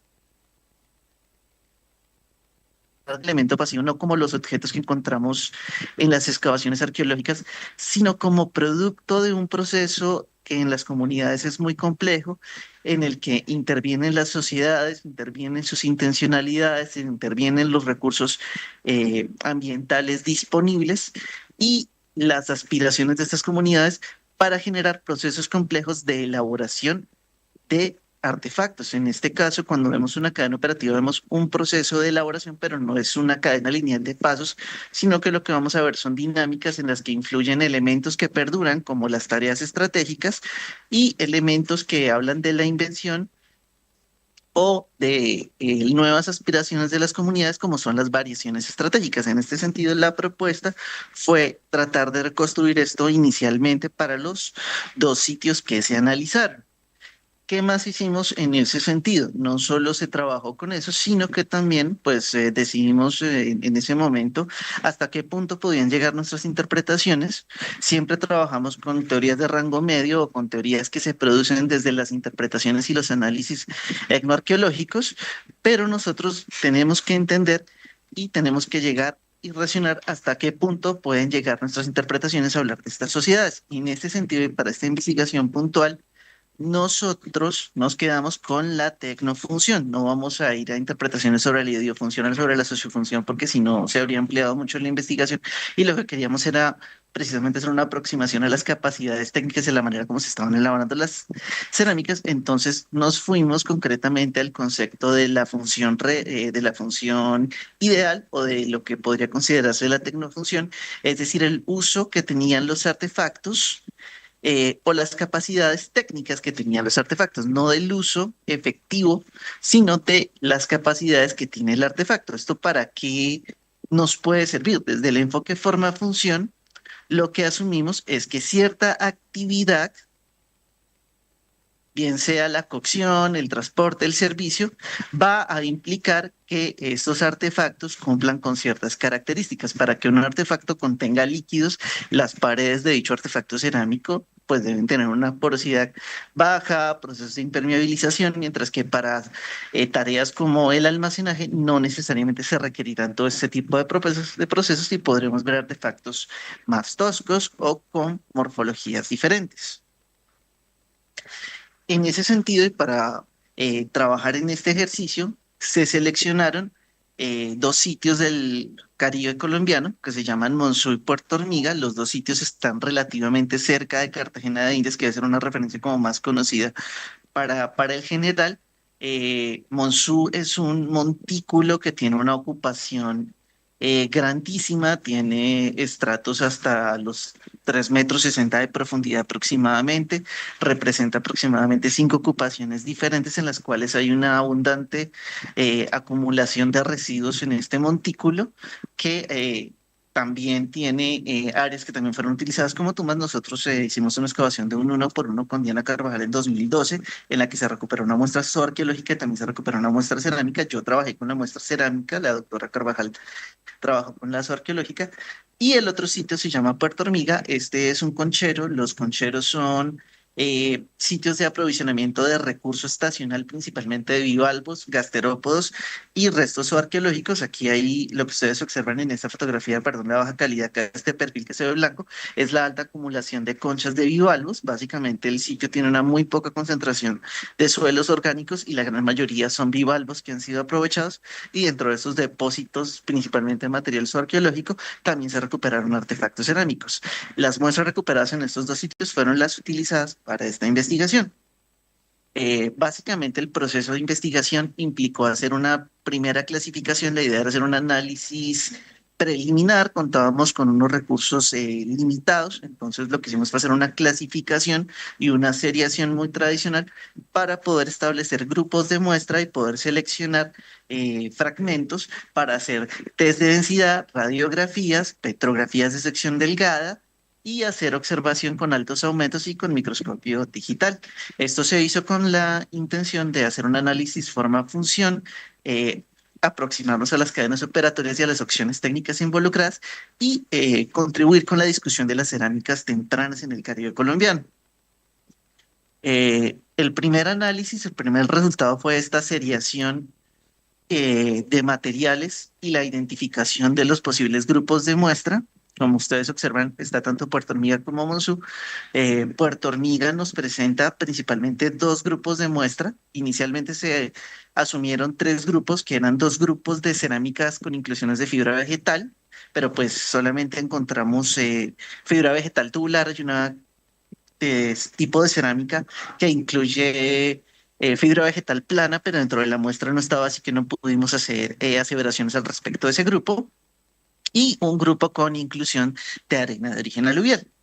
Para Monzú hay una mayor diversidad, ya que se presentan, como les comentaba, 5 periodos de ocupación. Dentro de la excavación que se hizo en esa área del montículo únicamente encontramos evidencia de 4 de las 5 ocupaciones. La ocupación más antigua no se reportó material. En ese sentido, pues la muestra tiene sus limitantes. Encontramos material correspondiente a las distintas ocupaciones y los distintos grupos de muestra asociados a cada una de esas ocupaciones. Las fechas que se presentan aquí son asociaciones con respecto a las fechas de carbono 14 que se hicieron en las primeras excavaciones por Regel Dolmatov, y un grupo cerámico, que es el grupo 5 que ustedes observan acá, que se presentan las 3 ocupaciones más tardías del sitio y que corresponde a cerámicas con inclusión de concha o con la inclusión de restos de bivalvos y gasterópodos.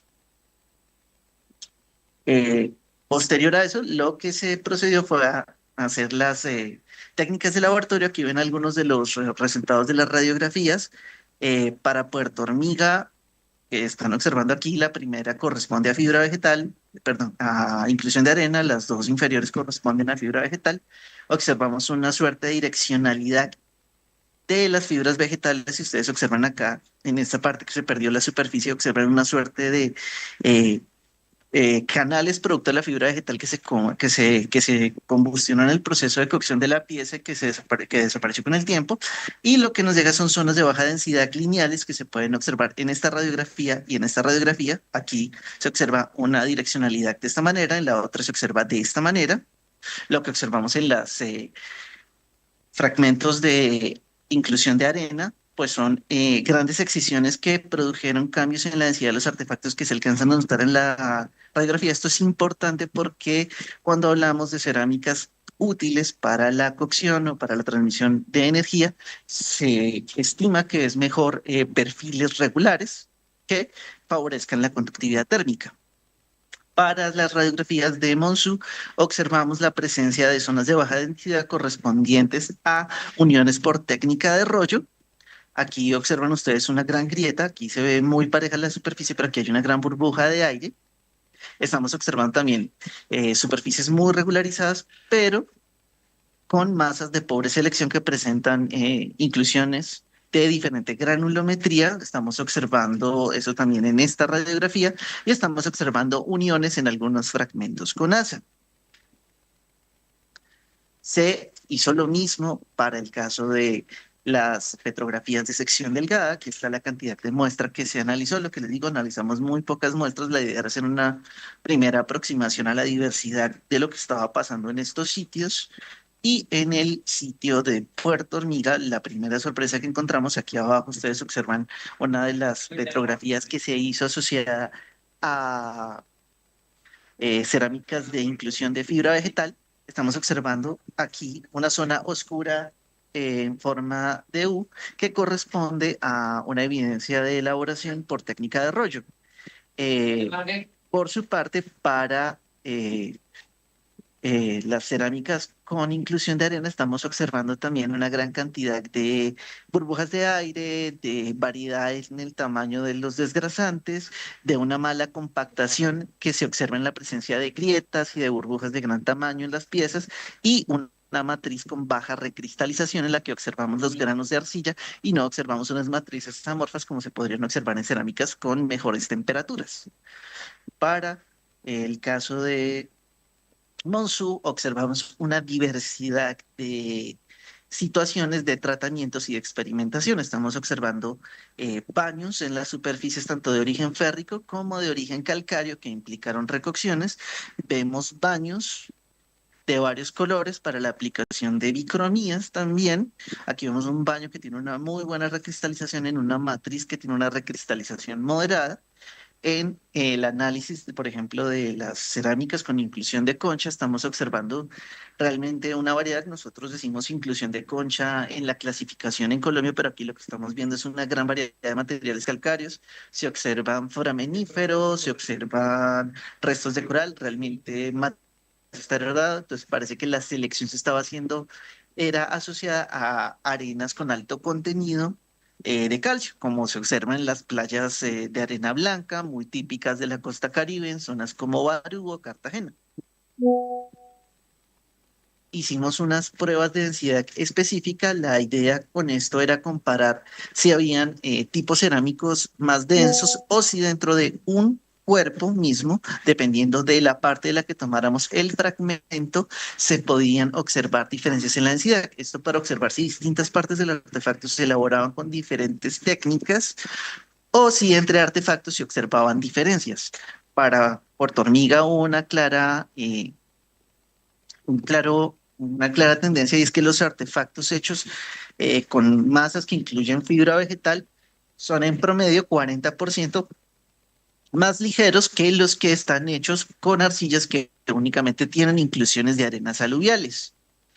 Sin embargo, pues el total del cuerpo sí presenta densidades similares, así que todo el cuerpo del artefacto probablemente se elaboraba con la misma técnica y no hay diferencias apreciables. Para Monzú observamos eso también en muchos casos, que los artefactos solían presentar densidades similares, pero hay tipos cerámicos que están observando entre el 5 y el 10 que sí nos presentaban bordes que eran en esencia más densos que el resto del artefacto, porque estaban hechos con rollos más delgados, estaban mejor amasados. Eso también lo analizamos en la muestra y llegamos a observar que sí había diferente cuidado dependiendo de los artefactos y en distintos grupos.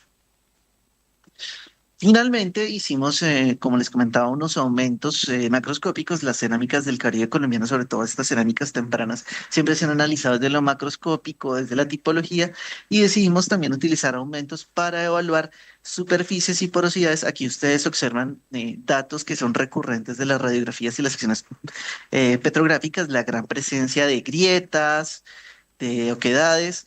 Ven ustedes el estado de estas cerámicas, los tratamientos de superficie son analizados muy simples que no reducen la porosidad. Son cerámicas muy sencillas, las de Puerto Hormiga, en comparación con Monzú, que tiene cerámicas con presencia de baños, con presencia de alisados y bruñidos muchos más detenidos, con la presencia de una variedad muy interesante de decoraciones incisas hechas tanto en húmedo como se observa aquí, con un instrumento que parece ser de origen vegetal, como en casos como en esta cerámica que ya tiene mayor contenido de matita, de incisiones que se hicieron cuando la pieza ya estaba seca y con un instrumento de mayor dureza. Asumimos posiblemente instrumentos líticos asociados a la elaboración de este tipo de decoración, o encontramos casos como este en el que estamos viendo instrumentos en forma de O que se están utilizando a modo de tampo, de impresión, para generar estas formas circulares. Todos estos análisis nos permitieron hacer primeramente un análisis de forma-función. Aquí ustedes ven los resultados. Asumimos principalmente que Puerto Hormiga, las cerámicas de Puerto Hormiga están asociadas según el enfoque forma-función y según las tablas que propone este enfoque, se relaciona con el transporte y el servicio de productos secos. Estas cerámicas no servían para la contención de líquidos, no servían para la cocción, dadas sus características, su baja temperatura, su morfología. Estamos asumiendo, según este enfoque, que estaban más bien asociadas al transporte de recursos, están asociadas a un conchero, lo que nos hace pensar que era una tecnología que se pensaba para la recolección y el almacenaje de este producto estacional que era tan importante para estas comunidades. Por su lado, para Monzú, que es un montículo que nos habla de varias ocupaciones, sí estamos viendo una variación formal en los artefactos. Observan ustedes una mayor variedad formal y una mayor variedad de conjuntos para las ocupaciones más tardías que para las tempranas, que está aquí Monzú. Y estamos observando también una tendencia de estos distintos conjuntos al servicio y al almacenaje. Hay conjuntos para productos líquidos y conjuntos para productos secos. Estamos observando aquí sí una gran variación, pero no estamos observando en ninguno de los conjuntos evidencias relacionadas con la cocción hecha con estos artefactos. Entonces sí ya estamos alejándonos de la idea de que las cerámicas del formativo temprano en la costa Caribe se asocian a la cocción de estos nuevos cultígenos. Como resultado general, se pudieron reconstruir aquí una serie de cadenas operatorias. Aquí ustedes observan la cadena operatoria asociada al sitio Puerto Hormiga. En este caso pueden ver los distintos pasos en la producción, desde la selección, el amasado, la técnica de molado, si hubo algún tipo de secado previo a la cocción, la decoración, propiamente la quema. En este caso estamos viendo cerámicas de muy baja temperatura, inferiores a 750 grados. De hecho, las cerámicas con inclusión de fibra vegetal parecen tener con inclusión de arena, parecen tener una mejor cocción, no muy superior. Estamos hablando de 50 grados centígrados, no es mucho la diferencia. Son cerámicas de muy baja vitrificación. Estamos observando la coexistencia de técnicas de rollo y de modelado directo dependiendo de la pieza. Principalmente el rollo parece asociarse más a las cerámicas con fibra vegetal. Estamos observando ahí una suerte de variación técnica y es dependiendo de la masa.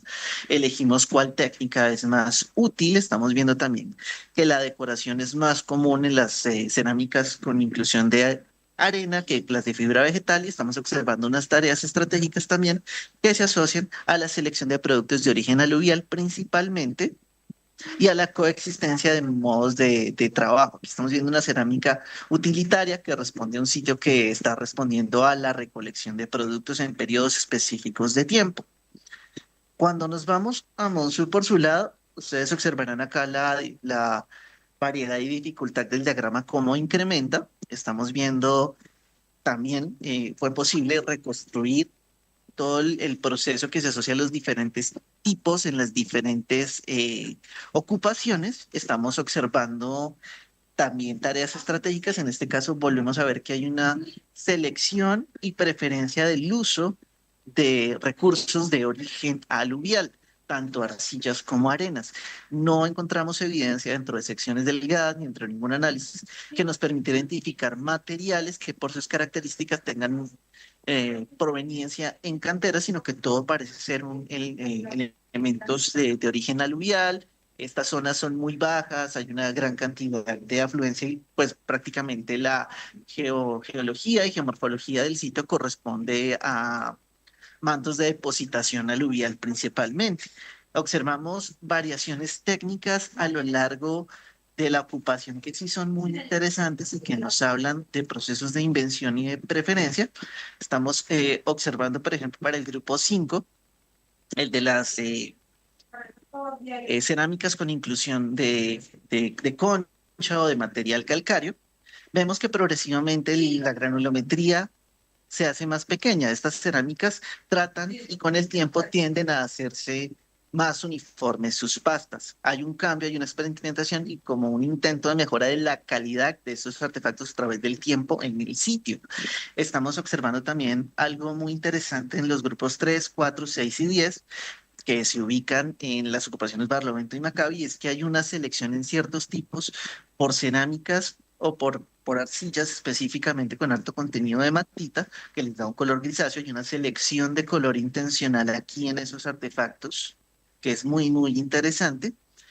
Observamos otro elemento muy interesante y es que solamente dos grupos, el 6 y el 10, que si ustedes observan corresponden acá al 6 y el 10, son estas dos ocupaciones, sí presentan técnicas de requema, pero en los estratos más profundos. Dato interesante, la última variación técnica que pudimos identificar es que los grupos 8, 9, 10 y 11, si ustedes los ubican en la tabla, corresponderán a la ocupación Pangola y Maccabi, es decir, las dos ocupaciones intermedias, son los grupos que presentan mejores temperaturas. Hay un trabajo, ahí hay un interés en tratar de mejorar la temperatura de los artefactos, pero a lo largo del tiempo en Barlovento, que es la última ocupación, esta experimentación, esta mejora en las temperaturas de cocción no continúa. Parece ser que no era el interés tener cerámicas de alta vitrificación, que fueran buenos conductores térmicos, sino tener un grupo de artefactos que cumplieran con funciones de mesa y con funciones de almacenaje mucho más sencillos. ¿Qué podemos decir de lo que estamos observando, estos sitios del contexto de sitio? Pues estamos observando que, como yo les mostré al principio, las tendencias en la interpretación que hemos hecho desde lo macroscópico en las cerámicas para entender estos sitios, pues no se corresponde con los datos que estamos observando. Nosotros tenemos en común, o los resultados que se tienen para Monsul Puerto Hormiga están más asociados al servicio, no nos vamos al tema de lo social ritual, porque yo a veces siento que decimos ritual cuando no tenemos idea y decimos ritual cuando no tenemos suficientes datos, entonces prefiero aquí, como les mencionaba, nos vamos a la tecnofunción. Estamos analizando las capacidades técnicas de los artefactos. Me parece que es más correcto hablar de servicio de transporte y dejarlo de ese tamaño a ponernos a hacer interpretaciones que de pronto no tengamos datos para sustentar, pero sí estamos observando que la tendencia de interpretación no se corresponde con lo que estamos observando cuando hacemos un análisis tecnológico de estas cerámicas, de las capacidades tecnológicas y de las cadenas operatorias. Con respecto al Caribe colombiano, estamos viendo una cosa que fue muy interesante y es que esta hipótesis general que tenemos de los sitios y de la manera como surge la cerámica en el Caribe colombiano parece no ser tan así, no tiene ninguna vinculación necesaria con la agricultura porque lo que estamos viendo es el almacenaje. hay una cosa muy interesante, es que paralelo a este análisis, otro profesional hizo un análisis de fitolitos en la lítica y encontró restos de cultígenos de yuca, patata y, y maíz, pero no hay una evidencia directa en las cerámicas, no tenemos estos análisis de contenidos, no aparecen esos resultados en la cerámica, entonces sí se estaban manejando ciertos cultivos de manera inicial, pero parece que la cerámica no estaba involucrada con eso, entonces no es una cerámica que surge para la cocción de nuevos elementos, sino que es una tecnología que está más asociada a la recolección y al servicio de productos.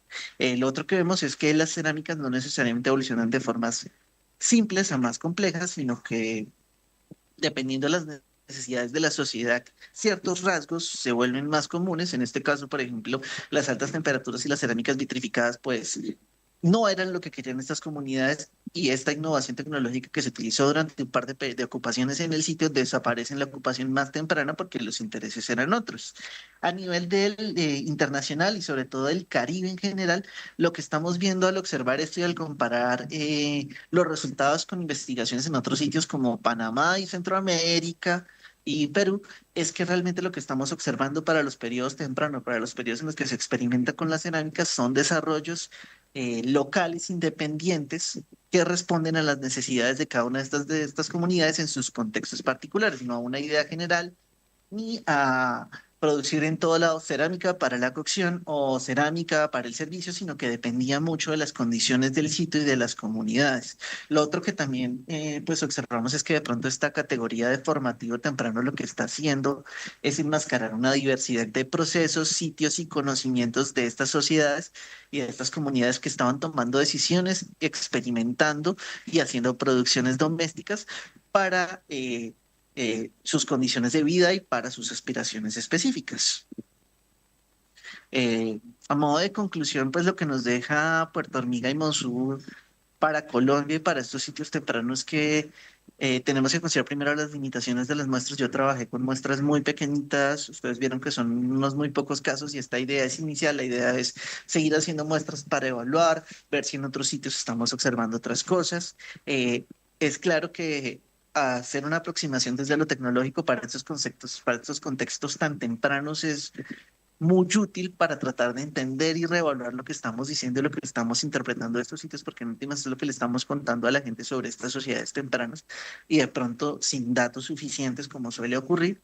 Y lo otro es que estamos observando aquí en esta pequeña muestra analizada el desconocimiento general que tenemos sobre la diversidad de las cerámicas tempranas en las Américas, sobre la diversidad de experimentaciones, usos y contextos en los que surgieron y se desarrollaron estas tecnologías. Les agradezco mucho el tiempo y el espacio y dejo aquí un par de QRs por si quieren ustedes consultar con más detalle las infografías que se hicieron con respecto a las cadenas operatorias o si tienen preguntas adicionales también dejo el documento de tesis en el que está pues basada esta presentación. Son 20 minutos y es muy difícil hablar de todos los datos que se observaron. Les agradezco mucho su tiempo y atención. Muchas gracias.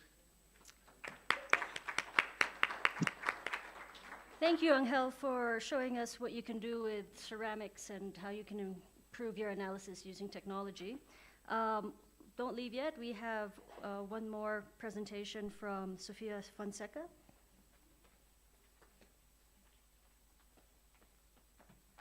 Hi, everyone. Thank you so much for the possibility. I will do a very, very short presentation of a project. It's an online MOOC.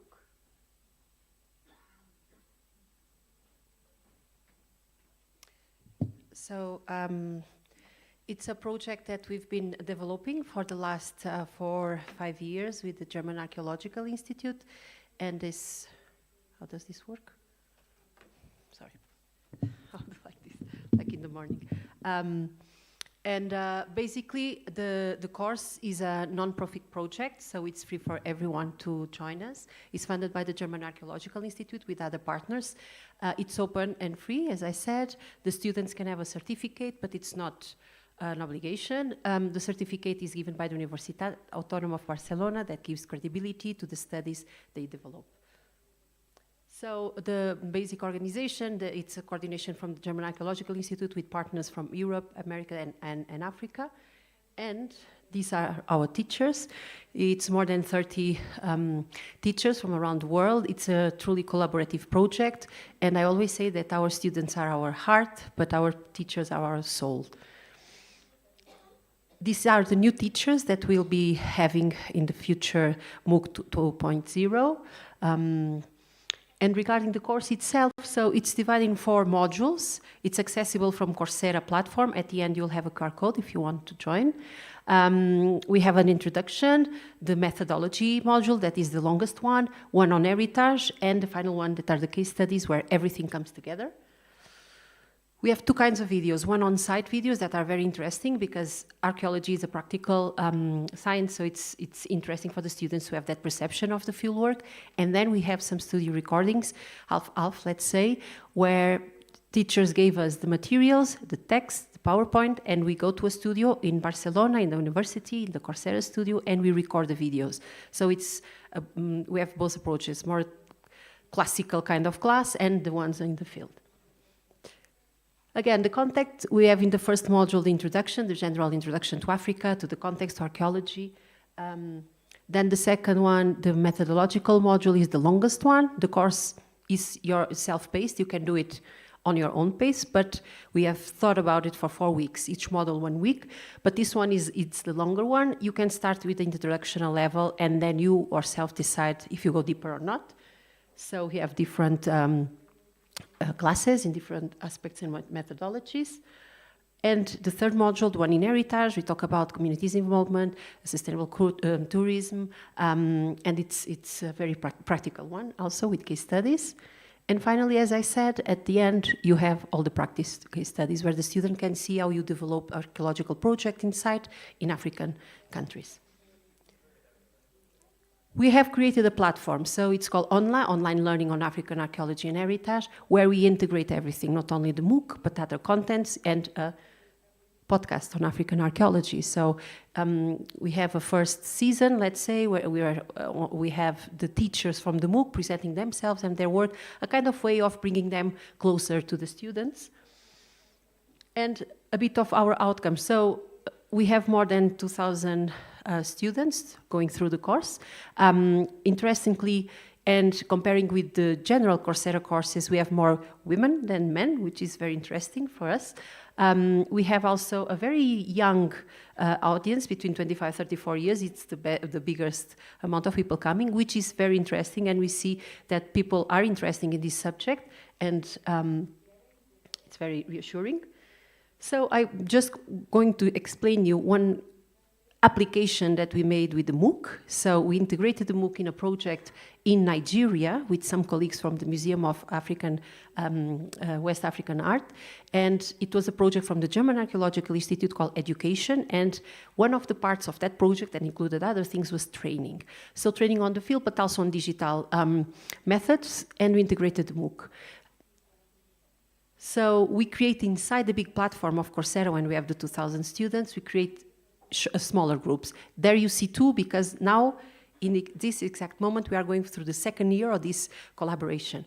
So it's a small group, which gives us access to a back dashboard, let's say, and we can follow the evolution of the students, what they have encountered, the difficulties, and we can have a more personalized connection, which is very good in these kind of things, because in the other, it's more general, the information you receive. That has permitted to the project that the museum developed, the Unearth Discovering Archaeology Together, that is developed with the British Museum, that permits the students in the four first weeks to go through the course. That means that when they go to Benin City, where the museum is located, they work with the British Museum colleagues, they already have like a base of knowledge that brings them all easily to the fieldwork. But we do accompany the students during the entire process. The project is 6 months, and we have other outcomes that in this work together. So we have now recorded different classes that include not only a big chunk of Nigeria archaeology, but we have also Ghana and Zimbabwe. Our main goal is one day have at least one class for each African country. So if you are a student wherever you are in Africa, you have at least one class that's connected with you and your country. We also have recorded more online podcast series, so I will share with the ICAM group once we have them online. And we had publications together with our Nigerian colleagues, and we also participate together in the ICOMOS Conference African 24, which was a great experience from our young professionals at the museum. We also organized a seminar. So in 2023, we were that little number, and in 24 it grows, and it was a beautiful experience. We brought colleagues also from other parts of Africa. And finally, I want to share with you the news that we were considered one of the 9 best online archaeological courses for 2024 by Classe Centrale, that is like the reference on MOOCs, and so we are all very, very proud. So the next steps, we are editing the recordings we did in Nigeria, preparing the new podcast, but one of our main objectives would be to create scholarships so the students can have the certificate. The certificate is around 40 euros, but for our colleagues in Africa and in other parts of the world, because we have students from all over the world, it's hard to get that money sometimes. So we are thinking of a way to create these kind of scholarships that then they can have the certificates. Because we have at least one case of a student that did the course. He applied to a master in the UK, and because he had that basic certification in archaeology, although he was not a student of archaeology priorly, he was accepted. So that means a lot to all of us. Also, we are creating more collaborations with different partners and more content to launch the online MOOC 2.0. Hopefully, by the beginning of next year, we'll have more modules, more African countries represented, more case studies. Again, I will let you know. And one of our main objectives is to integrate the MOOC into a mobile platform, because unfortunately there are areas in the world, and specifically in Africa, that it's hard to have a good connection to go through the MOOC in the computer. So we would like to have it on an online, on mobile software, and for that we are looking for funding. So if you would be interested to be part of our MOOC, you can be maybe a teacher, maybe a partner to create content with us, maybe a funder or a sponsor. We are open to all possibilities. And maybe you know about the call, that education on new technologies can be accepted, and maybe we could apply. So let us know if you have any, because this software is around 60,000, 20,000 euros, and it will be a huge accomplishment to all of us. Another thing that we are looking funding is to translation, because now we just have the English, and we really are looking to increase the number of languages and accessibility to other colleagues in Africa. Just some images of the platform, because we have already the software, but it's lacking funding. So this is the QR code to our online platform. From there, you can connect to the MOOC and to the other offerings we have. And thank you so much for giving us this space, Andrea, and the organization. Thank you so much.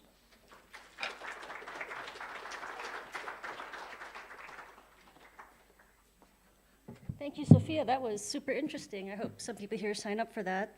So I won't keep you for long. You have all won the conference bingo, I'm assuming. You know, you have 5 stickers. I want to thank all the speakers and the organizers for putting together a great conference.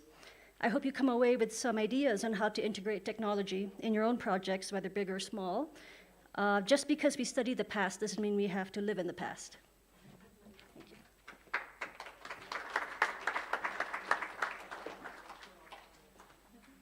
Okay, we finished slightly earlier than we were actually expecting, and our closing ceremony is scheduled to begin at 5:30, even though the program says 6 o'clock. We've brought it forward to 5:30.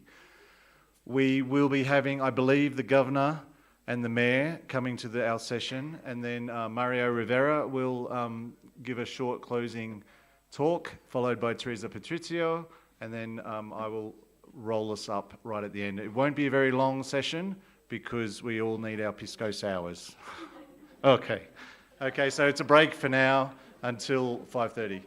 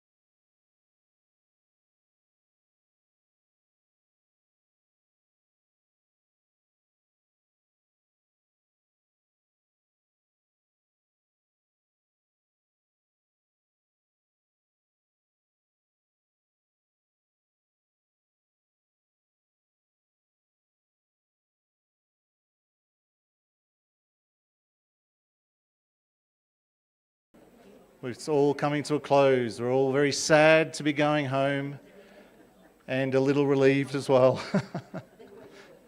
And ready to hit the pisco sours, I'm sure. So, to start us off, I want to welcome Mario Rivera to the stage to give us his closing remarks. Thank you, Mario.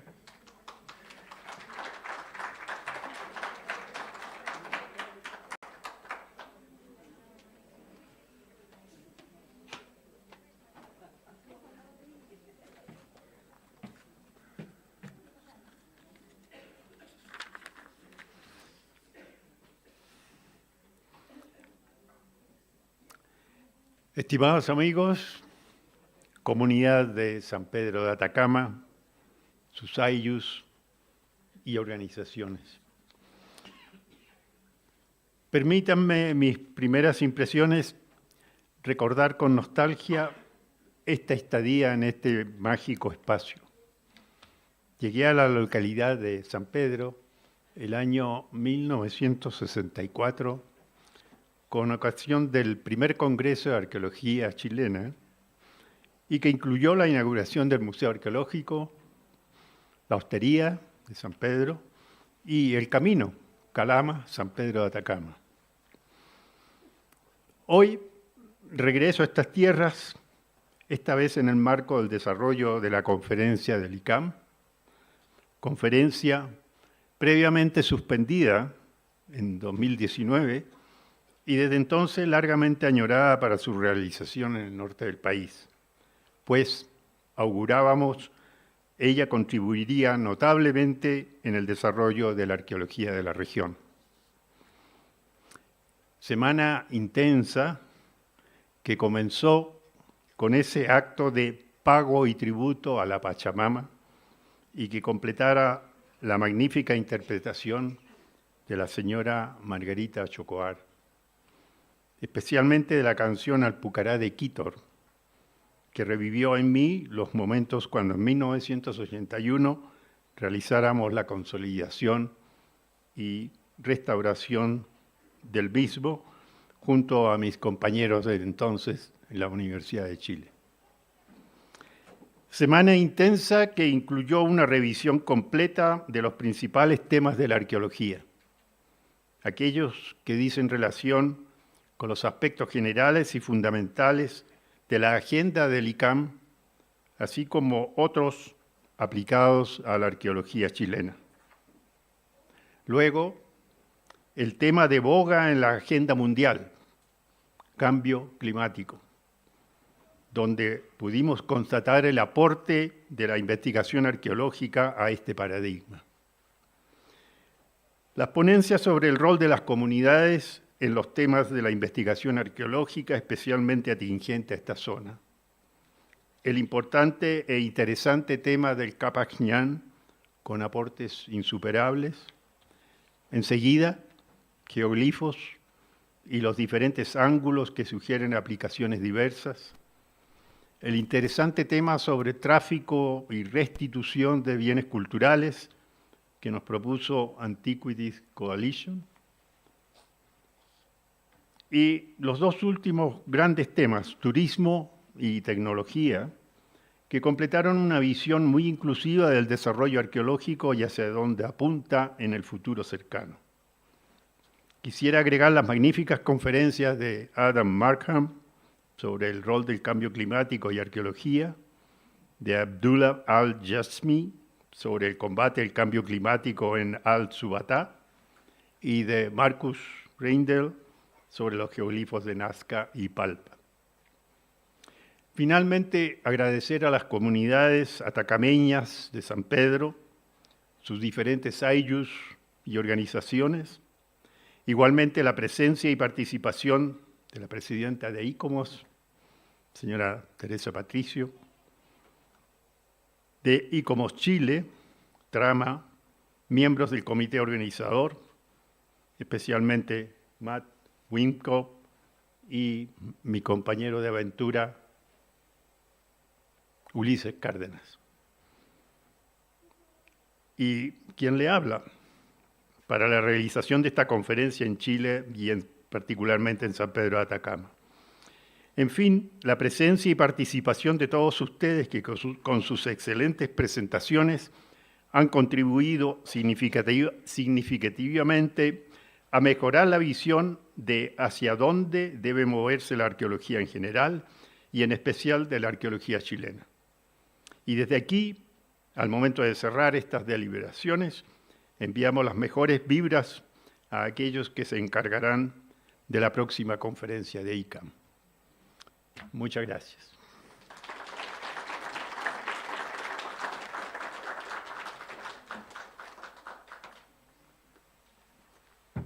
Muchas gracias, Maria. My Spanish is improving. I'd like to now invite Teresa Patricio to the stage, ICAMOS President, to say a few words.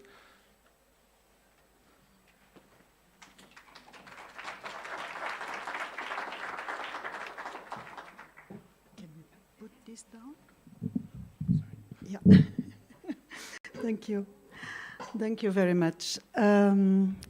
Señor Justo Zuleta, alcalde de la Municipalidad de San Pedro de Atacama, mucho gusto de tenerlo aquí con nosotros hoy. Muchas gracias de venir aquí.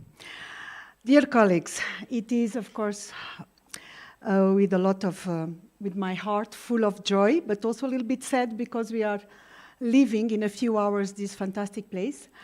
But it's with a lot of big gratitude that I will share with you these last words on this closing ceremony of the ICAM annual conference.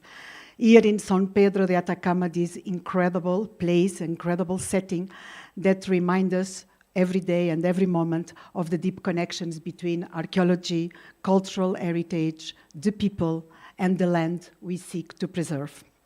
So over the past 5 days, we had the opportunity to experience firsthand the immense archaeological wealth that defines San Pedro de Atacama and all the region.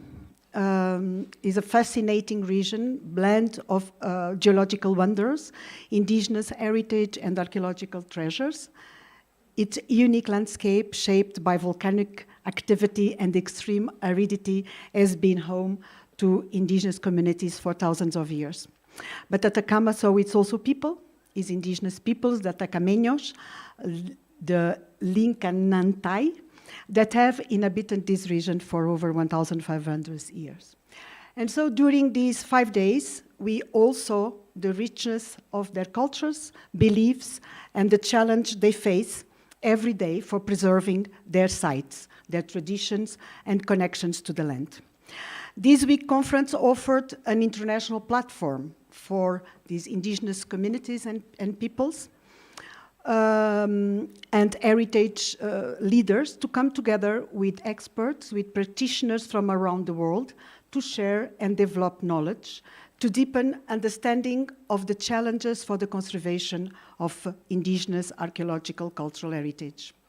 And given the complexity, extent, and specificity of indigenous heritage in Chile, and more specifically in Atacama, the reflections developed and presented during this meeting are essential for ICAMOS and for ICAM to fulfill its mandate to provide advice on cultural heritage conservation. And so it is with great pleasure that I'm sharing with you a few conclusions and perhaps a few recommendations that born from our discussions during these 5 days.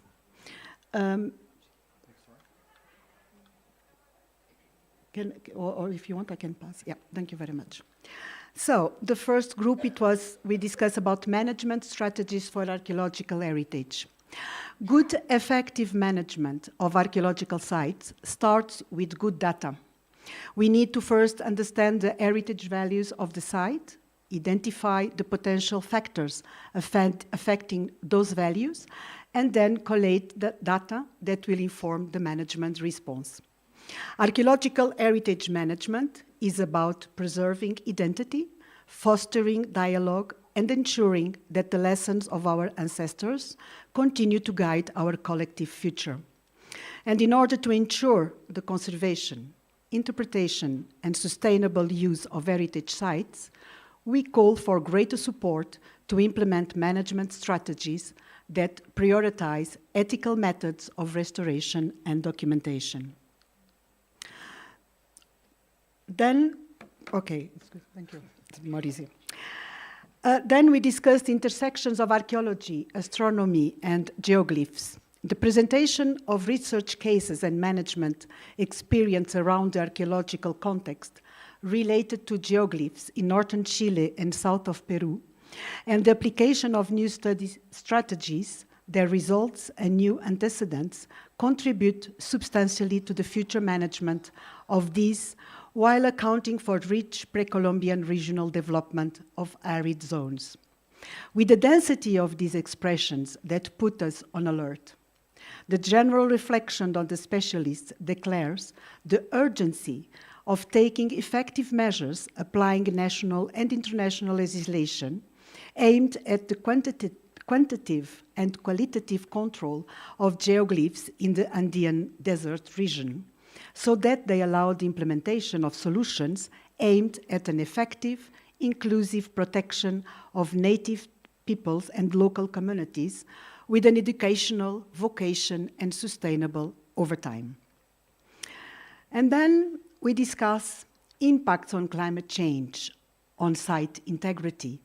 And we note, ICOMOS note, that climate change represents one of the greatest threats to our archaeological heritage and the living heritage of communities.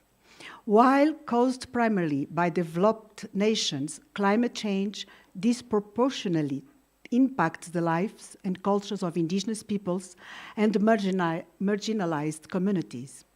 In Chile and around the world, climate change is resulting in the unprecedented loss of damage of archaeological and cultural heritage.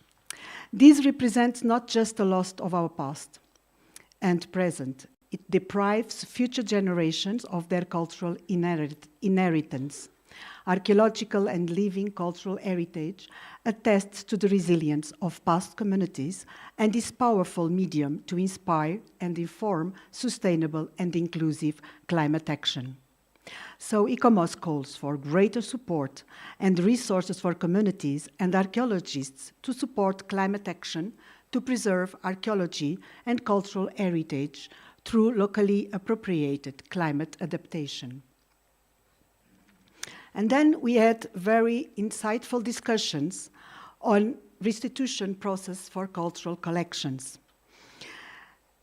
And I'd like to give a special thanks for the event that the Antiquities Coalitions organized yesterday about archaeology, antiquities, trafficking, and corruption.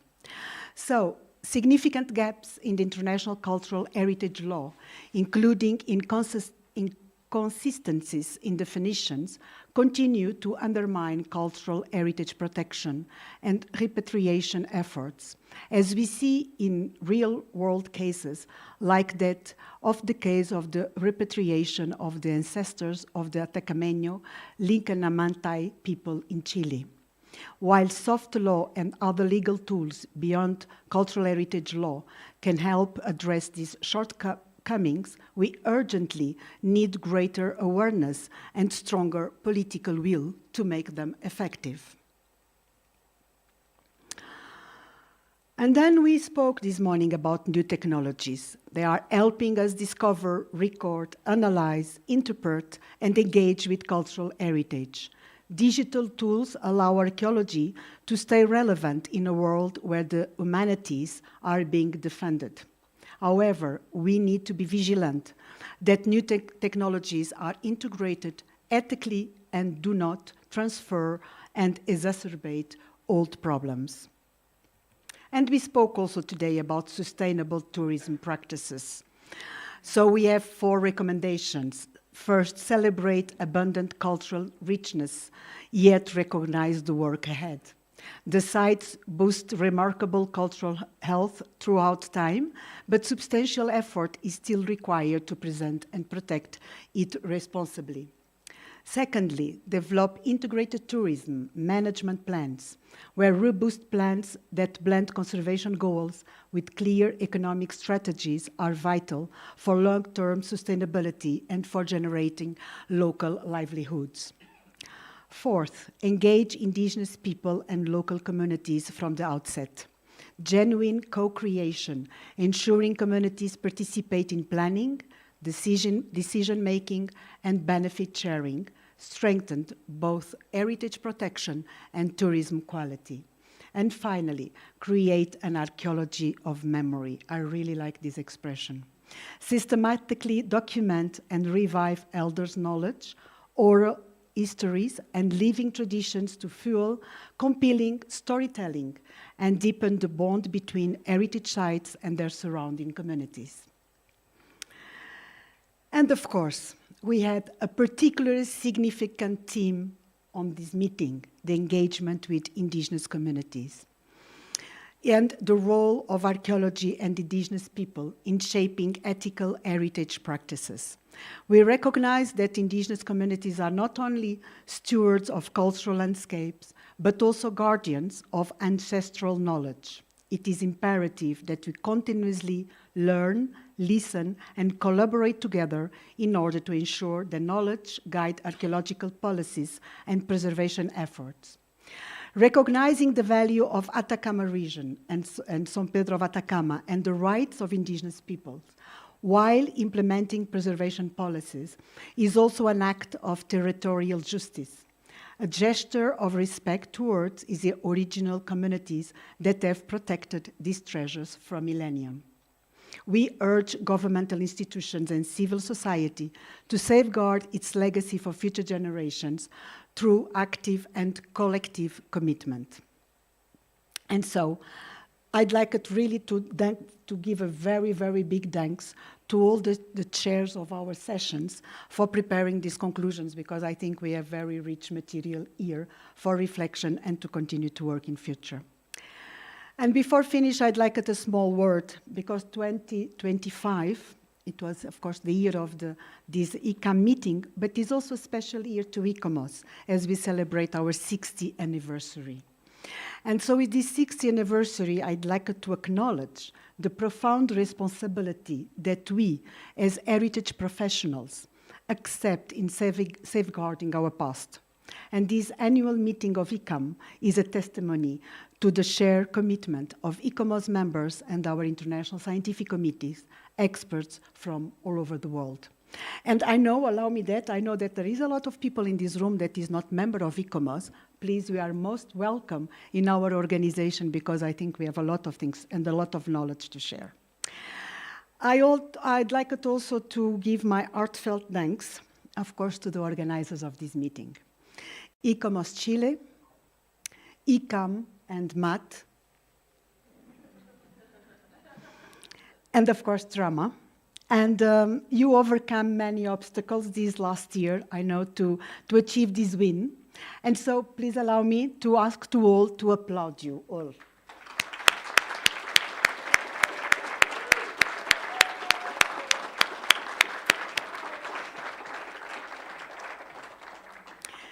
My sincere thanks also, of course, to the participants. Congratulations for your remarkable achievements. The conclusions I just present are testimony of that. Your dedication to fostering collaboration, sharing knowledge, and addressing challenges in archaeological heritage conservation is truly inspiring. So thank you very much for your participation on this meeting. And of course, my heartfelt appreciation to our hosts. Thank you very much, the Alcaide to São Pedro de Atacama. Thank you for welcoming us to this land filled with history, wisdom, and meaning. Today we live with the certainty that São Pedro de Atacama not only has an ancient past, but also a present and future role as an inspiration for heritage awareness for indigenous people. So I believe that the 2025 ICAM meeting represents a milestone for Chile, and especially for São Pedro de Atacama, and I'm very proud to be here with you all and to share these words with you. So may this meeting pave the way for innovation solutions and strengthen partnerships that will continue to uphold the values of cultural heritage across the globe. Thank you very much to all of you.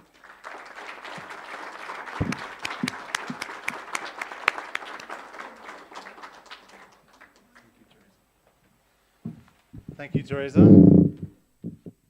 That is the commentary, the conclusions that Teresa has just read out. That is really just been drafted today, and so it's a very quick run at it. And over the coming weeks, we will try and polish it up a little bit better, and we will distribute it to the to ICAR members and to the people that attended the conference. So keep an eye out for that. I would now like to invite the Mayor to come and say a few words. Mr. Justo Zaleta, I'm sorry for the pronunciation, but please come up. Thank you.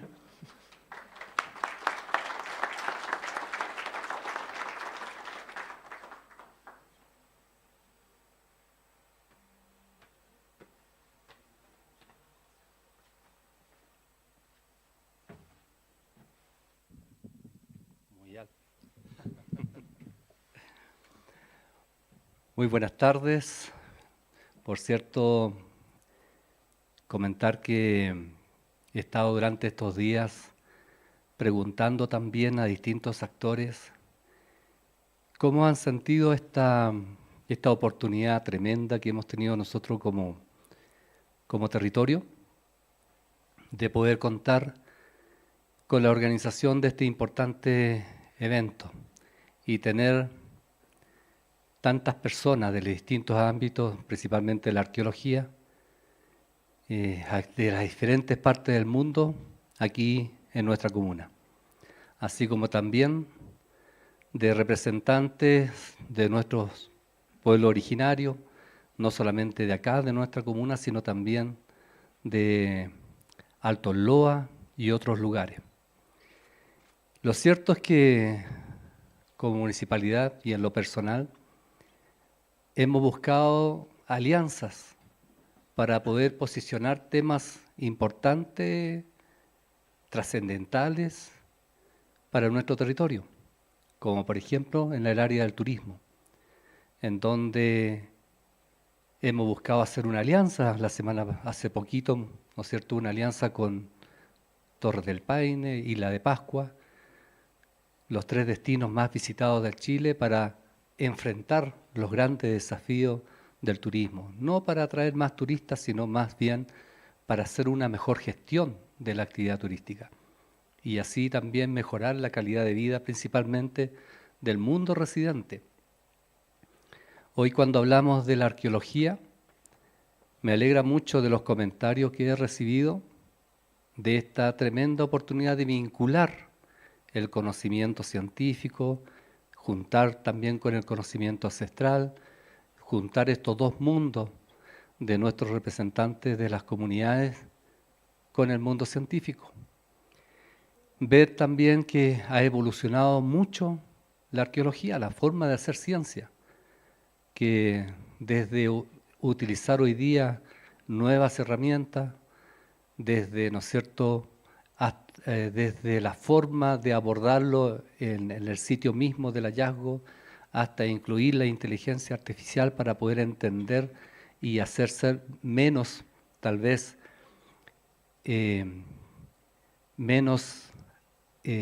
con menor efecto, ¿no es cierto?, en el mismo sitio y poder así recabar cada vez mejor información de mayor calidad. Lo cierto es que agradecer los esfuerzos también de quienes hacen posible este tremendo evento acá en San Pedro de Atacama.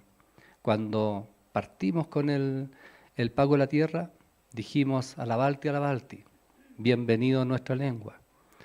Y le pedimos a nuestra Madre Tierra que generara las mejores condiciones para que no solamente se desarrollara bien este evento, sino para también lo que aquí se decida, lo que aquí nazca y las buenas intenciones sean bien alcanzadas por la Madre Tierra. Y hemos tenido buenos días, hemos tenido un buen clima, hemos tenido un buen ambiente y mucha alegría también al finalizar esta jornada y seguramente también algún grado de melancolía, ¿no es cierto?, porque también genera eso cuando nos volvemos a encontrar. Varias personas de las que están presentes no nos veíamos hace tantos años y qué alegría verse y ver que mantenemos como la misma inquietud, la misma fuerza para poder seguir trabajando en lo que es nuestra cultura. Se han hablado temas tan importantes como lo que se han expresado el día de hoy, de repatriación, de vínculo de la arqueología con las comunidades indígenas, de poder, ¿no es cierto?, hoy en día también incorporar nuevas herramientas para poder trabajar de una forma más efectiva. Pero en conclusión, solamente ver que hay un desafío para el país, por supuesto. A nivel de gobierno también, porque este país ha invertido mucho y ha focalizado su esfuerzo en lo que es las políticas en minería. Y no así, a lo mejor, en lo que es la cultura y en otros ámbitos que son esenciales para preservar también nuestro patrimonio cultural.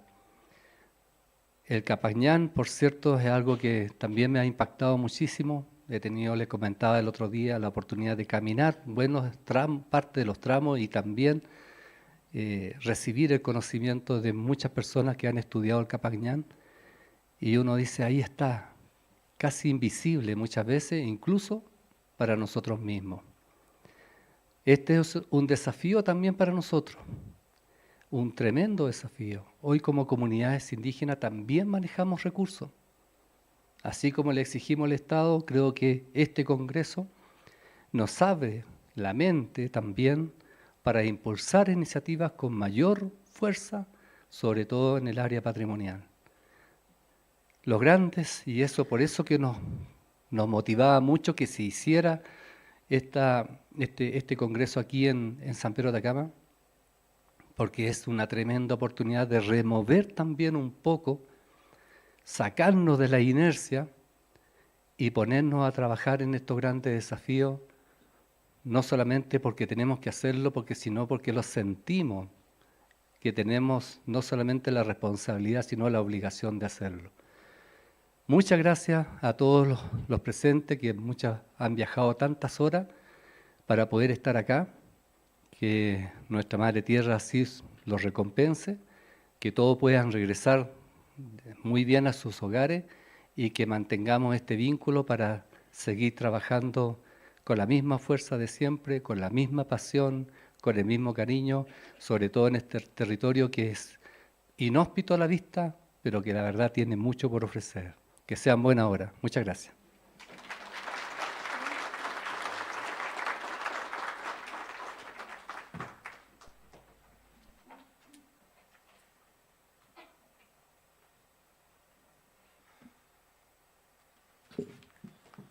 Damn, he makes it look so easy. I'm not one for speaking from the heart, so please excuse me over the next few minutes. So thank you. What a week. It's gone quick. So much incredible content and stimulating discussions.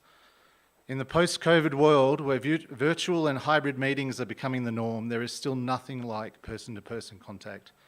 In the past few days, I've watched people form friendships, forge connections, and build collaborative partnerships. I have a feeling that the impact of ICOM 25 will be felt into the future. And what a location. Beautiful San Pedro and the Atacama, a conference under the imposing presence of King Kambun, apologies for the pronunciation, and the incredible living Andean landscape. I'm sure our community of subject experts leave this meeting better connected than they were when they arrived. Falls to me to thank a few people. First and foremost, I would like to acknowledge and thank the traditional owners of the land where we have met this week. Thank you to the beautiful Patrimonio people of the Antofagasta region and of San Pedro specifically. Thank you for your incredible welcome and for your abundant support. I know that I'll never forget the profound feelings of welcome and connectedness that I experienced through the payment of the earth ceremony held only 4 days ago. I would also like to thank the Governor of the Antofagasta region. This meeting would never have happened without your generous support and unwavering commitment to the cultural heritage of this land. Thank you. I would also like to thank the Mayor, who just spoke, and councillors of the local San Pedro municipality. Thank you for opening up your unique town to us, and we leave this meeting ready to tell the world of the incredible people, Land and Archaeology of San Pedro de Atacama. Thank you. I'd like to thank the translators, even though they've already gone, for their professionalism and dedication to the task. You've performed admirably despite the fast-talking Chileans. The successful interchange of ideas experienced this week would not have happened without you. This includes the technicians providing the translation devices. Thank you. I'd also like to thank our technicians.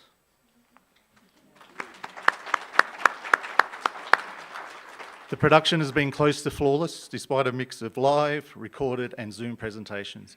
They've always been quick to solve any problems, so thank you very much. I'd also like to thank all of my fellow session chairs, Luis, Ricardo, and Patricia. Muchas gracias, mis amigos.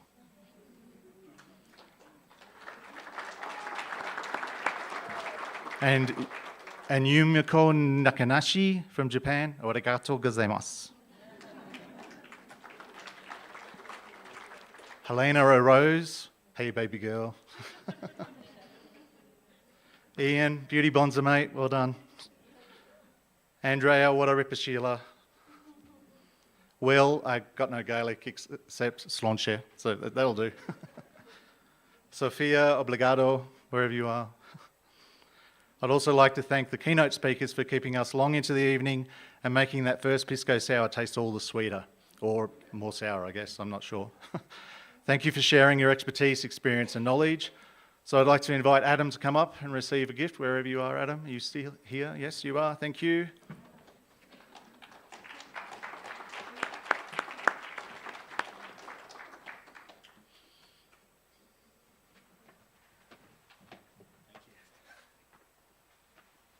Just wait there, I'll come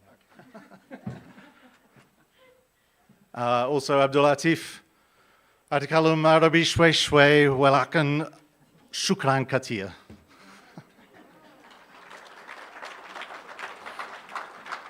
I don't know if that's any spot on at all or not. That's perfect.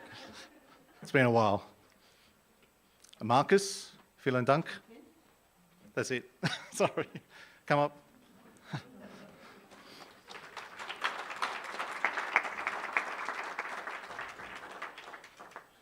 Vielen Dank, mein Freund, mein neuer Freund.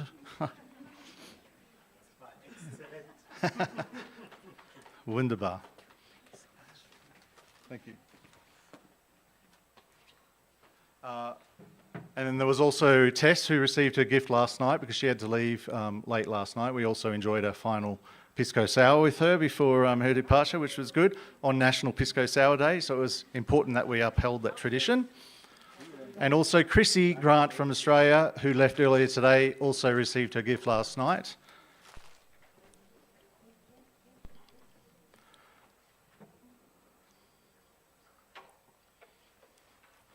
The vision and inspiration for this meeting is Mario Rivera and Ulysses Cadenas Hidalgo. If they could both come up, please. These two visionary men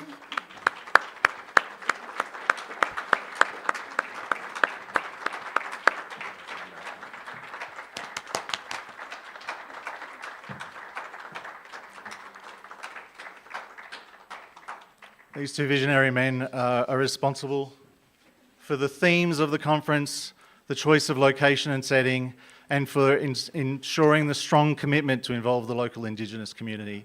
And that was despite the failed attempt at a conference 5 years ago. So, well done.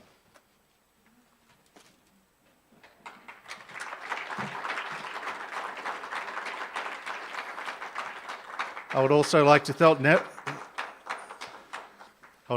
thank Nelly Robles Garcia from Mexico. As Vice President, you filled the void left by John's absence and you performed remarkably well, but you didn't really have a choice. Thank you for saving me from opening speeches and meeting officials. Muchas gracias.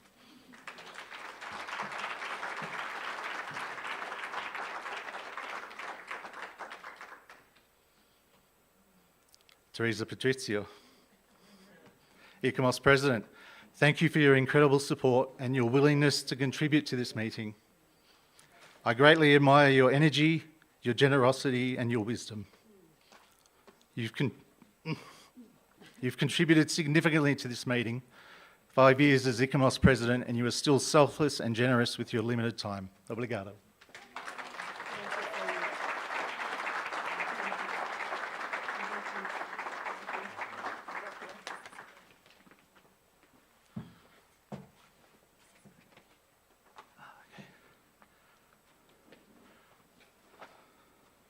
Sorry, and the Mayor, Justo Zuleta, please come forward. We have a gift for you as well. Thank you very much for your support and your encouragement and for your attendance at this meeting.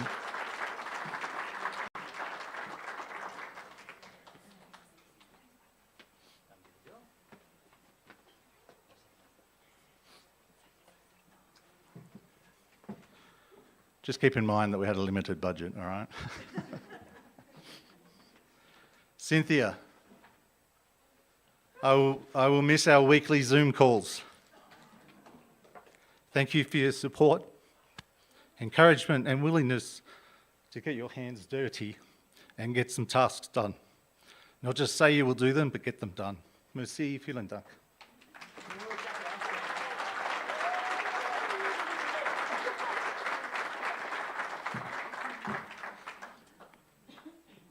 Drama.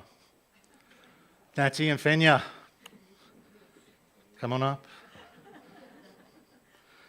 I will miss our weekly Zoom calls as well, but I am happy to get my life back. I feel privileged to get to know you two beautiful people and am thankful for this experience. But when I arrived in Chile, I came to learn that Trama is a whole gaggle of beautiful people. Fun, dedicated, clever, and motivated. So can all of the Trama come up, please? Yes, including you, Sophia.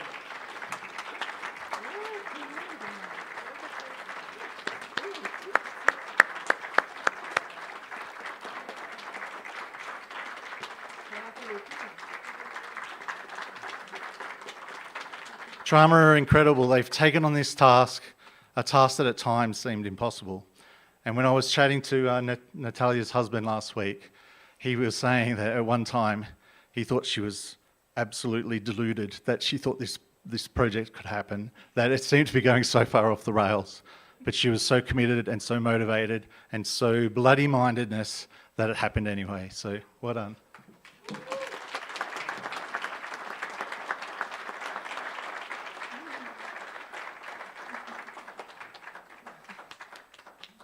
No gifts for you guys. No, I don't want to.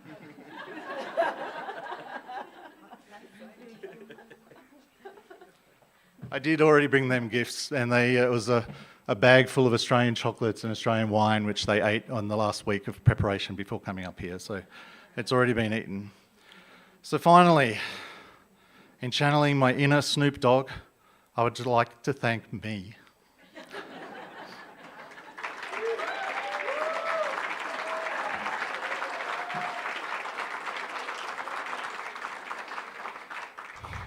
I'd like to thank me for believing in this conference. I'd like to thank me for my sheer bloody-mindedness and being stubborn enough not to be turned away. We did it, guys. Well done.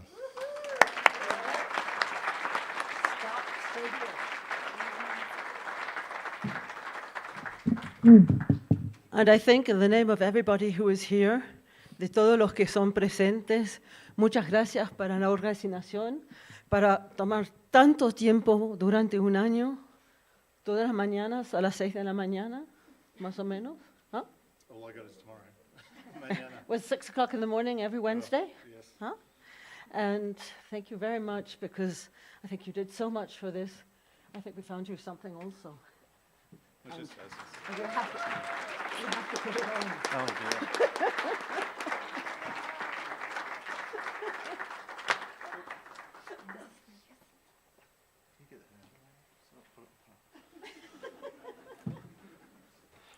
Okay, so the final duty that I'm called upon to do is to officially declare this conference closed.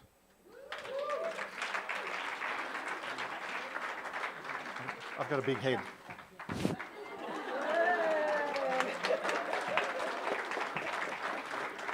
Might be a touch small, but you know, it fits.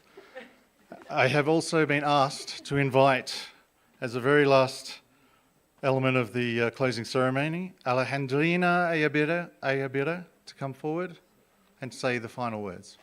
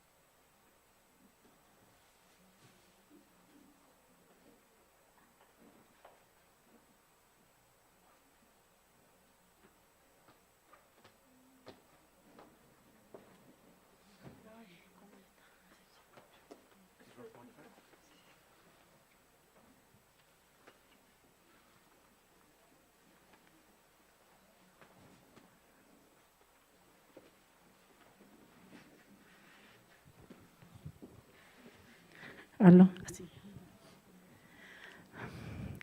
Buenas noches o buenas tardes, espero que sean buenas.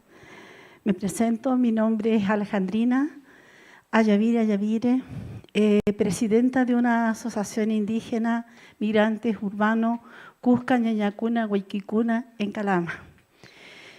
Esta organización es una organización con 164 socios de distintos pueblos originarios que se asentó en la ciudad de Calama. Es multicultural, donde estamos todos los pueblos por temas de trabajo, por buscar, emigran a la ciudad de Calama, que es segunda región como es zona minera, buscan oportunidades económicas para la familia y se quedan. Y se forma esta agrupación hace 11 años de hecho, con la ley 19.253 con ADI, en el cual mantenemos nuestra cultura viva. Hemos estado durante todos estos 11 años manteniendo todo lo que es relacionado a las enseñanzas de cada hermano de distintos pueblos. Yo en representación como presidenta de nuestros socios de nuestra agrupación Calama, quiero dar los agradecimientos a todos por estar acá. Igual dar agradecimientos a los abuelos, los ancestros, porque ellos saben por qué estoy acá, ¿cierto? Ellos van tejiendo como las arañitas, ¿cierto?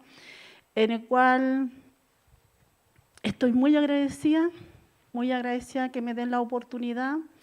Y cuando se hable de comunidades también, ojalá más a futuro, hable de las asociaciones indígenas. Porque si bien las comunidades son territoriales, pero nosotros como asociación indígena somos tanto indígenas los que están en las comunidades como están en la zona urbana, que también tenemos los mismos derechos y nosotros somos el doble que sufrimos porque realmente nos despegamos de nuestros territorios, de nuestras tierras por oportunidades de vida y nos inmigramos hacia la ciudad. Así que dejo esa partecito de análisis y agradecer. Muy agradecida, voy llenita de enseñanza. Para mí esta cumbre me ha hecho reflexionar muchas cosas. He aprendido mucho, por eso que no falté ni un día, estaba acá lo que más podía, contra todos. Y feliz, ¿qué puedo decir? Feliz, contenta y agradezco a todos que me den la oportunidad como una Atacamilla Licarantay, expresarme que también nosotros estamos tan indígenas cuando estamos en la zona urbana como en las comunidades. Así que por eso, Hayaya, hermano, Vito, que sea toda en buena hora. Nuestra organización hizo un presente con mucho cariño, que son estos incintados.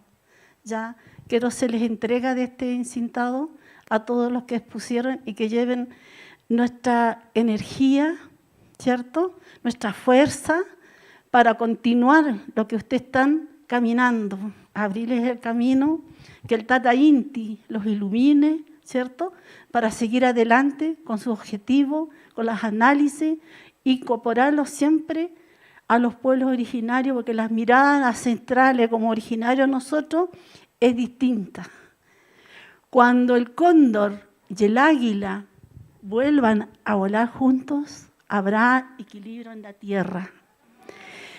El conocernos y reconocernos lo que somos hará que nuestra descendencia viva en un mejor vivir, a seguir sembrando esperanza por un buen vivir del Abiyayala, Hayaya para las nuevas generaciones que vienen. Hayaya, Vito, Vito.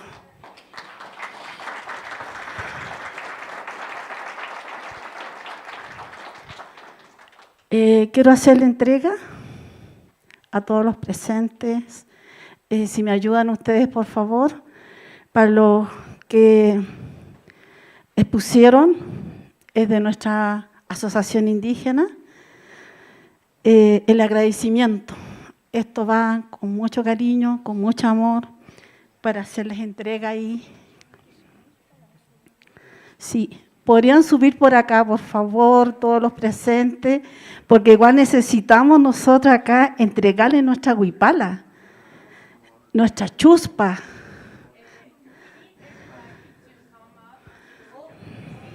¿Para ponerlos acá? Sí, sí. ¿Está bien o no? Ay, ya. I think it's the call for the principal speakers only, was it? Presenter, all presenters, okay. Ya, pero mirando para allá. Sí. Póngase para acá. Gracias. Eso.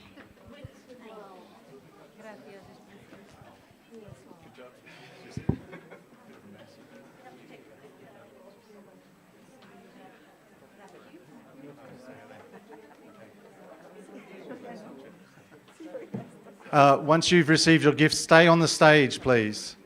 We are going to get a photo of everybody from down below towards the stage. Okay? I think everyone's going to be coming up at some point.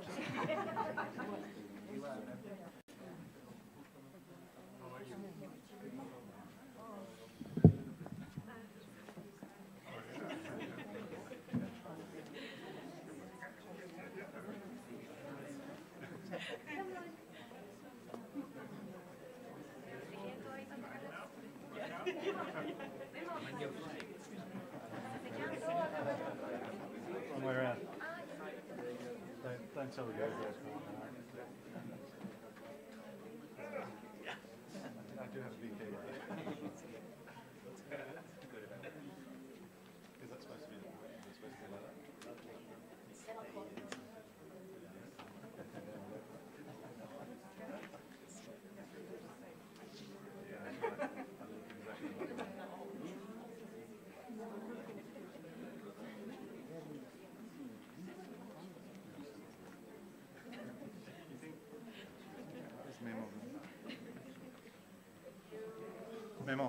Memo. So we're taking a photo from down there towards here. Yeah.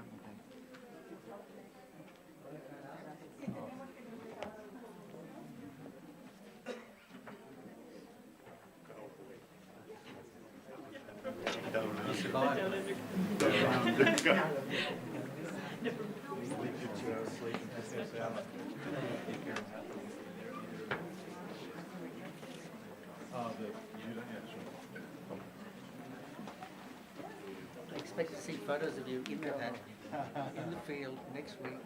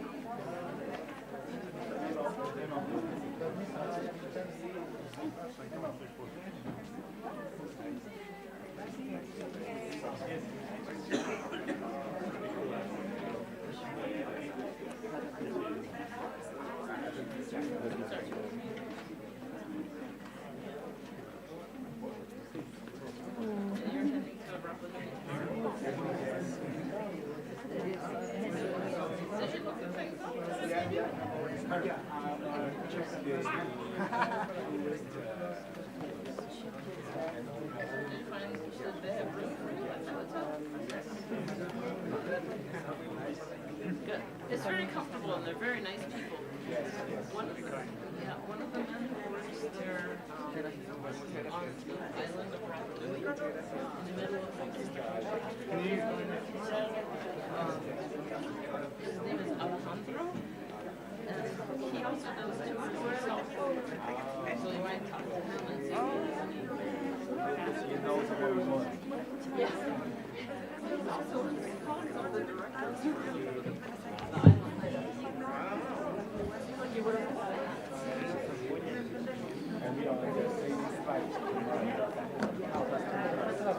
Yes.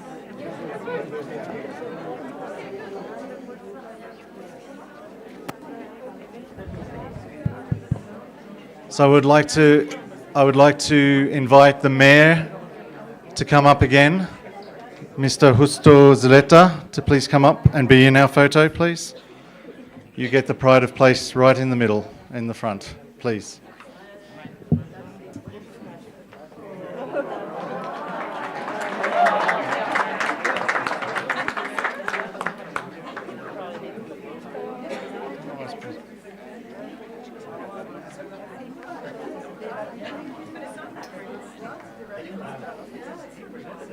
Even the dog's coming up.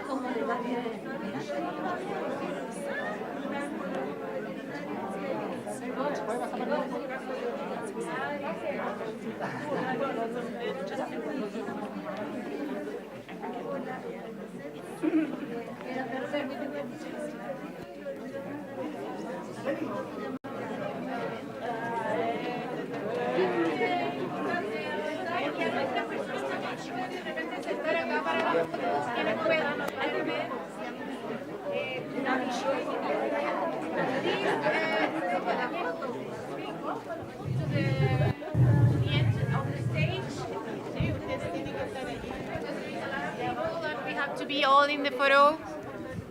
You can sit here too. Please squeeze a bit. Apriétense un poquito, porfa, para que salgamos todos. Alcalde, por favor, póngase aquí al centro. Ay, muchas gracias. Chiquillos, ustedes también. Pónganse a la foto. Quiero hacer entrega de nuestra huipala, la comisión de nuestros pueblos, cada uno tiene su significado. Acá voy a hacer entrega para que se acuerden de nosotros en nuestro siguiente paso. Y nuestra chuspa, nuestras chuspitas con sus hojas de coca. Ya, esto voy a hacer entrega a ICAC. ¿Ya? ¿Ya? No sé a quién le puedo hacer entrega.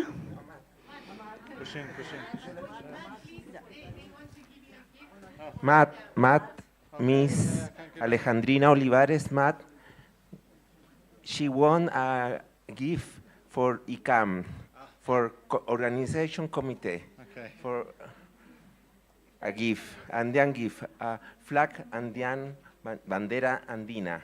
Lovely. Thank you very much. En our chuspa, bolsa, ritual, ritual. This is coca? Hoja de coca, hoja de coca. Don't know if I'll get that back home. Over my head. Yes, in your head. Like this.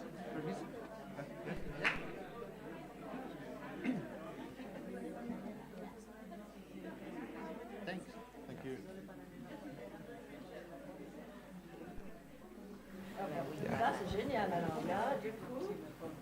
Esa es la forma de tomar desde el Ah, ya, corazón. gracias. Corazón. Gracias. Voy a Muchas gracias. entregarle este color amarillo. So, please come forward, people. Come on in.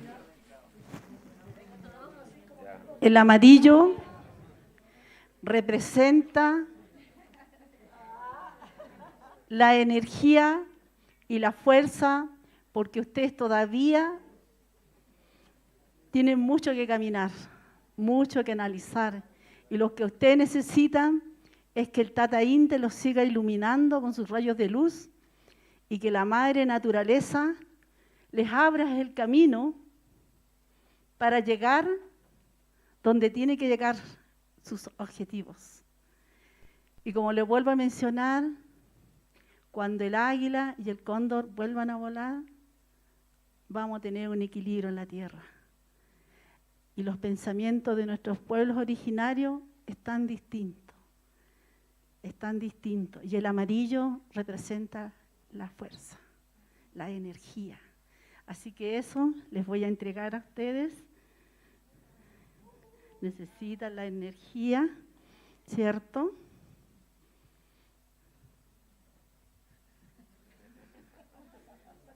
Y la fuerza para seguir avanzando. Y no se olviden de nosotros como pueblos originarios. Y que me hayan dado la oportunidad de poder transmitir lo que nuestros abuelos, ancestros nos han dejado como herencia, ¿cierto?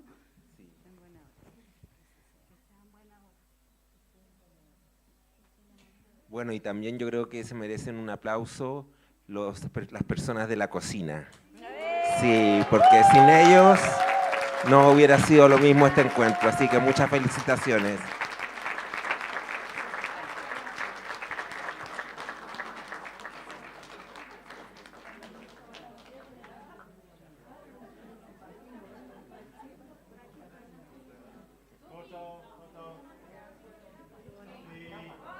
Hola, sí, y también compartir, agradecer mucho a nuestros ancestros por la profecía en la que profetizaron el cóndor y el águila, y somos la profecía viva porque estamos volando juntos, ¿sí? Entonces, Hayaya, Hayaya, Hayaya.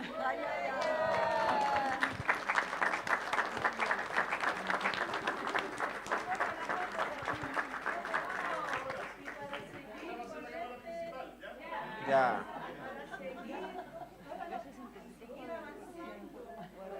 Póngase usted adelante, pues.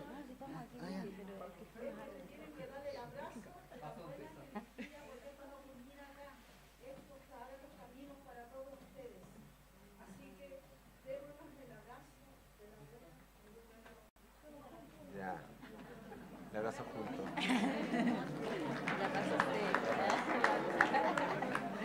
Thank you very much for having us. Wonderful host. We've really had a wonderful Thank time. you, thank you. Thank you so much.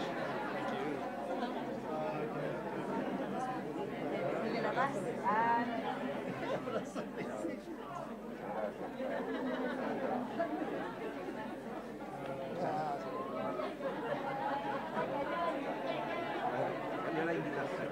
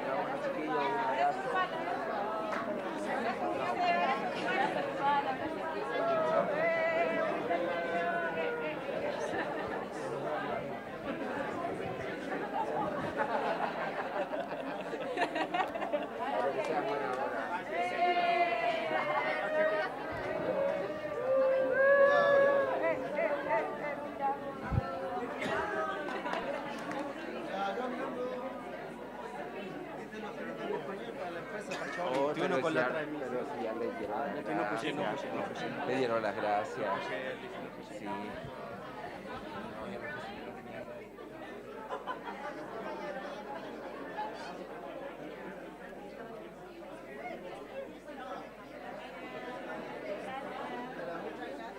Which one is